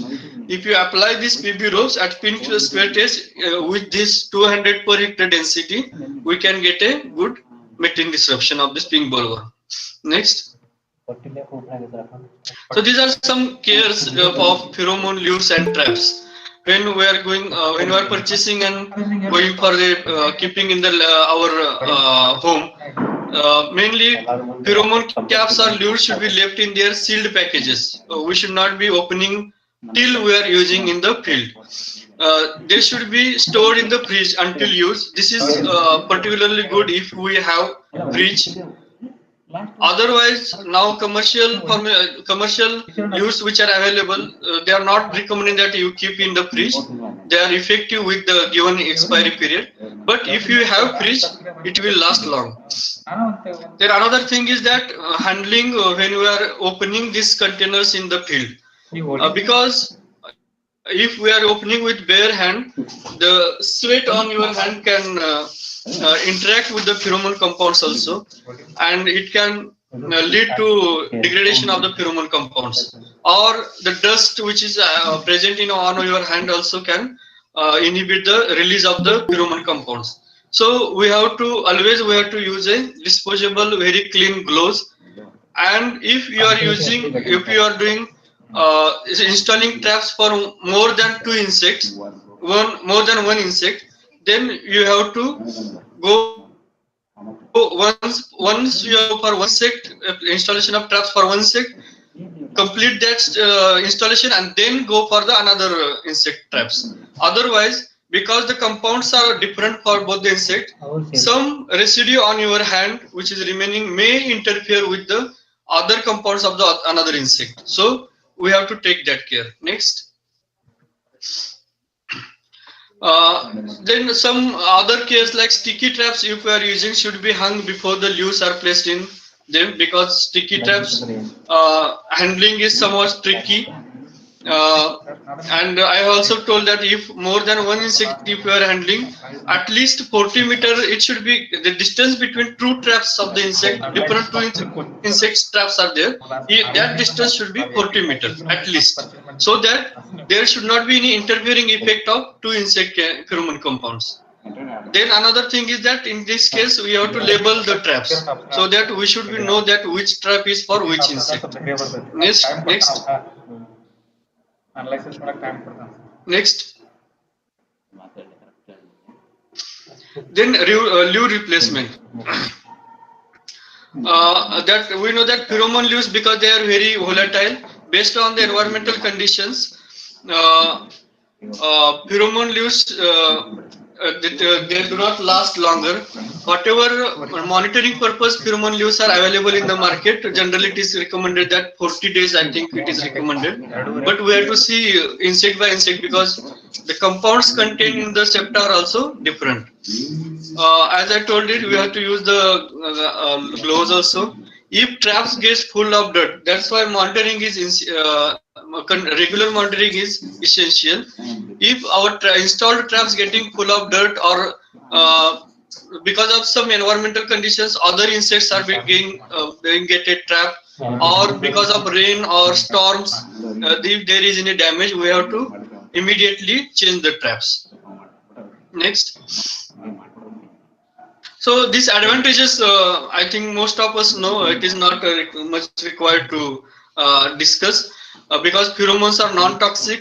There is no problem of residue on the food or commodity, safe to non-target insects because they are not interfering with the behavior of the other insects. There is no environmental contamination because already in nano quantity these pheromone compounds are present in the environment. So there is no health hazard from these pheromone compounds. Economically and socially it is acceptable because they are cost effective, and once they are pheromone compounds are identified, and once it is standardized when to install the traps, at what stage of the crop it is to be kept in the field, then farmers don't have to have knowledge or all knowledge about the insect and all. So once this technology is developed, then you just tell the farmer that at this particular stage you install the traps. So there is no requirement of particular knowledge for the farmers. Next. Now this is about HIPVs, which I discussed how we can use this HIPVs in the pest management. And Urban 2018 that we can dispense the volatile chemicals that affect the arthroforaging behavior. Means either you dispense the volatiles which are repellent to the repellent to the herbivores or attracting the herbivores. So if we are attracting herbivore insect, you have to see at which location you want to keep it. Then apply inducing agent like elicitors, inducing agents that are attractiveness that alters the attractiveness of the plant. If we have identified the elicitors, then we can have a strategy through which we can spray this inducing agent in the crop so that it can alter the attractiveness of the plant. Either it will make less attractive or more attractive. That we have to see insect by insect and crop by crop.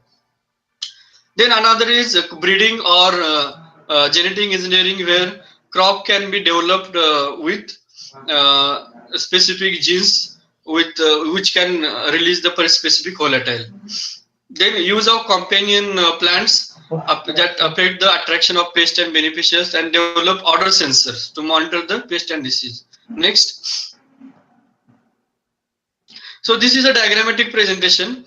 Here you can see this is it is shown that this is an odor dispenser. You can keep like this odor dispenser at different locations, or you can use elicitor spray also, or you can use enhancer crop emission, means like genetic engineering.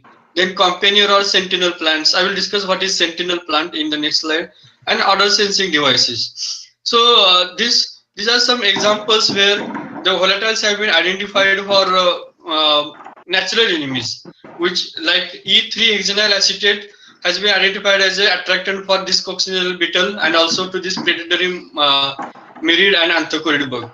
And methyl salicylate has also been identified as attractant to this coccinelle and also this geocorid bug and hoverflies. Next.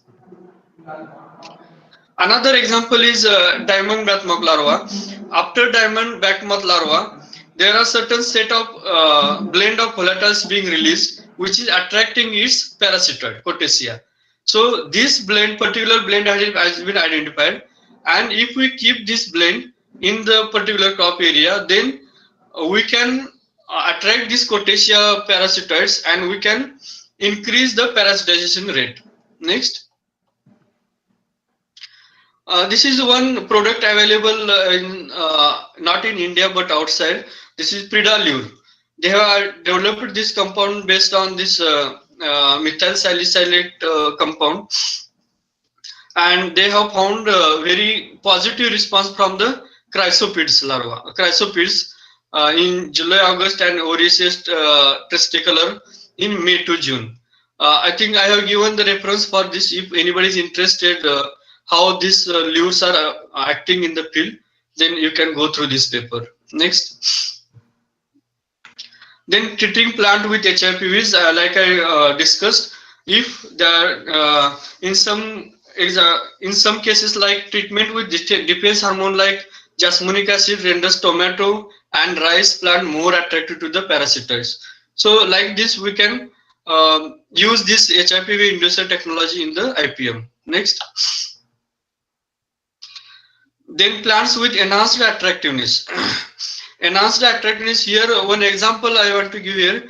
This already I have discussed this E beta caryophyllene in case of this maize. Another example is wheat crop which was developed to release aphid alarm pheromone, that is E beta farnesene. In lab it was effective, but in field it is failed to control and manage the aphids, because these wheat aphids, wheat plants are continuously they are releasing the E beta farnesene, and because of that, actually it is alarm pheromone. It should be released at some point of time, because it is continuously available in that field area. The aphid population is not getting much affected. So we need a technology where that plant should release the volatile once only when it is attacked by the insect pest. Next. Another very important and very successful technology, we know that push-pull strategy. In maize, it was tried in sub-Saharan Africa, still it is going on. In this case, this Napier grass acts as a attractant plant, and this Desmodium acts as a repellent plant. Next. So based on this push-pull strategy, now the concept came as sentinel plant. This sentinel plant means the plant, we can say that is a wonder plant. We can call that as in plant protection also, because this particular plant is susceptible to particular pest. It induces volatile emission in neighboring main crop plants. Means it has a effect on neighboring plant. Once this plant is affected by a pest, automatically the neighboring plant starts responding. They are attracted to the beneficial arthropods.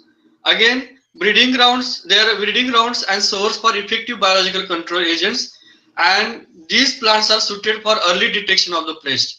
So they are very susceptible crop plants which can work, which can give us very wide information, and also it can play a very important role for natural enemies also and herbivores also. Next. And last one is the odor sensors to monitor the pest.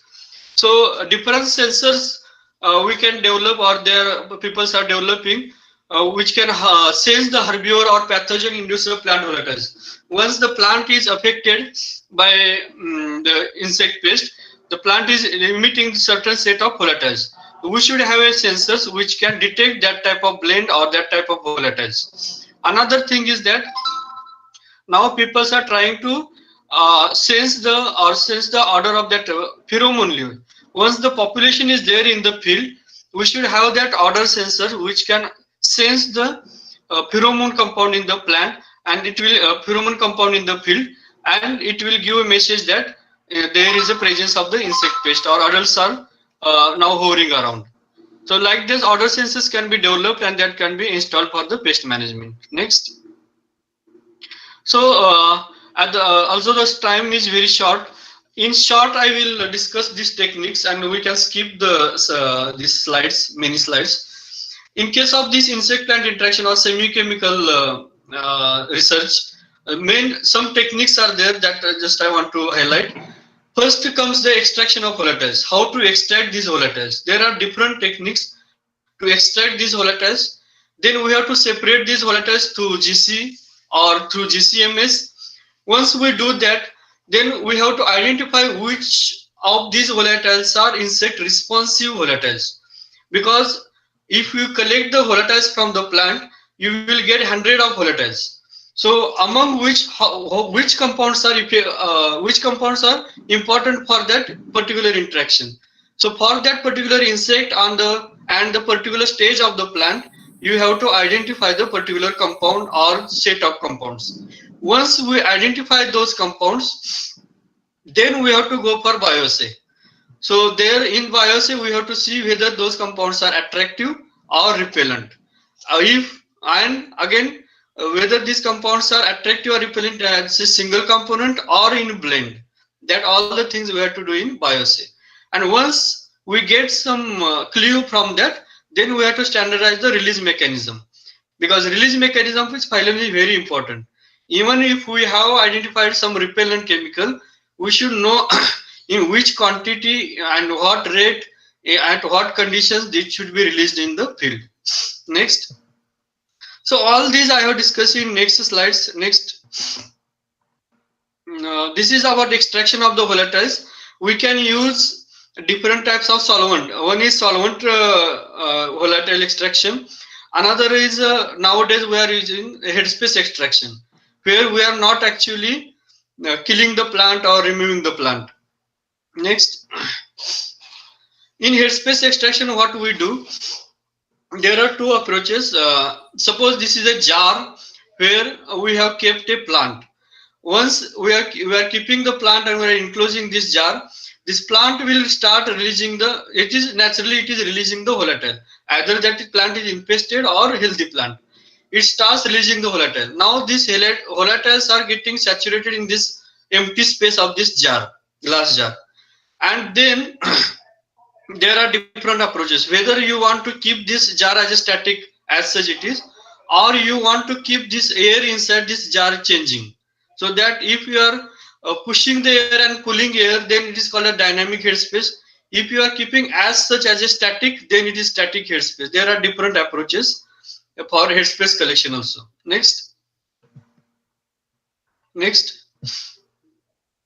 So this is another type of headspace collection we call as solid phase micro extraction. Here we have this septum with this adsorbent, particular adsorbent coated needle. This whole set we can get in a Sigma, this company. We have to enclose the plant in a container, close it, and just keep this needle open for some time. Then these volatiles will get saturated on the adsorbent, pull out this needle and keep in the GCMS. And then GCMS will identify which type of compounds have been released by the plant. Definitely there are some disadvantages with this, because suppose one or two component being released in very high quantity by the plant, then this adsorbent will get saturated with that 2-3 compounds. And other compounds which may be important for insect plant interaction we may not get those compounds because they are very little released in very little quantity. So that drawback we can remove in a dynamic headspace collection or static headspace collection. There we can get all the compounds. Next. This is dynamic headspace collection. We can see that one plant is being kept in this pigeon pea branches I have kept in the glass jar, and this is dynamic because from one side I am this downside you can see left hand there I am pushing the air, and from the right side I am pulling the air. When I am pulling the air, there I have kept the adsorbent. Different adsorbents are available in the market. That adsorbent we can keep for some time. Suppose 6 hours we keep this system running. Then these volatiles will get accumulated on this adsorbent. Then remove this and elute it with some solvent like dichloromethane or acetone or hexane, and then evaluate them or analyze them in the GCMS. Next. This is a volatile collection trap with the adsorbent. Next. There are different ways we can do dynamic headspace. I will not go much deep. All references I have given, I think organizers will share with all participants. so they can go get this information. Next. Next. Next. Okay, again the same thing. Next. Again, now once we have extracted the volatiles, we can go for then gas chromatography, GC or GCMS separation. Next. Next. Once here, before what I suggest is before going for previous side, before going for GCMS also or GC also, we can see whether the particular that extract which we have taken is having some volatiles which can be for which insect is giving response or not. Simply you can go for electroantenography and you can check the insect is responding or not. Once insect is responding, then you can go for GCEAD, that is gas chromatography coupled with electroantenography. There, next slide. There you can see in this diagram what is GC trace, where you can see the peaks of compounds. Another is EAD trace. Here we can see only one or two peaks. This shows that insect is giving response to particular that peak. Peak is the compound actually. So once you get this information from the GCAD, with the same program you have to run this sample in GCMS and you have to identify this particular peaks to which insect has given the response. Once you identify these compounds, then you have to go for further bioassays. So this GC, you can this downside this figure is there that you can show this this is GC and it is coupled with the electroantenogram. Between GC and electroantenogram, there is one effluent conditioning assembly. So what it does is actually when we are injecting compound in the GC, it is making it hot. In the vapor form, it is separating. So these vapors we have to keep. So we have to take the vapor form of the compounds outside the GC. But you cannot expose the insect antenna directly to these vapors because these vapors are very hot. So this effluent conditioning assembly, it will keep these compounds in vapor form, but it will cool down these compounds, and then you can expose the insect antenna and you can identify the compound. Next. Then once you identify the insect or the this compound, then we can go for bioassay to identify the response to particular compound or blend of the compound. So different bioassay techniques like white tube olfactometer is there. You can see this white tube. Here you can insect entry is written here. We are releasing insect here, and in one arm we are keeping the compound. Like here connection I have given from the plant. So instead of plant, we can keep in this arm the particular synthetic volatile, and in another arm we can give a fresh air also. Or you can go for a two choice also, two compounds also.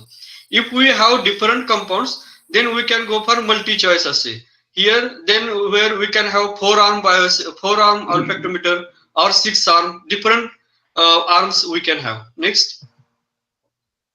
This is four-arm olfactometer I have shown here. Next. And for insects like moths, insects like moths which are fast flying and more flying, for them we need bioassay this instrument like wind tunnel, because they cannot be contained, their flight cannot be contained in the white tube because white tube is very small. Here we can go for 1 meter length or 2 meter length wind tunnel. At the one end we are keeping the lure, and at the another end we are keeping the insect, and likely we have to manage the wind speed, and then we can study whether the insect is giving response to particular compound or blend of compound. So this is all about the semiochemicals, their classification, and what are the techniques generally followed for in semiochemical research. So thank you for this opportunity and your patient hearing. Okay. Thank you, sir. Thank you very much for your elaborate lecture actually on the insect semiochemical for the crop pest management. So which involved not only the fundamental, the elementary aspects of the infochemicals and the insect plant interaction, and apart from that, how to operate. Also, you elaborated, and the practical application also you said about this one, and like the insect plant interaction are they so HIPV's employment in the controlling the insects. So now I would ask the audience if there are any specific questions you can, because both the Dr. Sagar and Dr. Suresh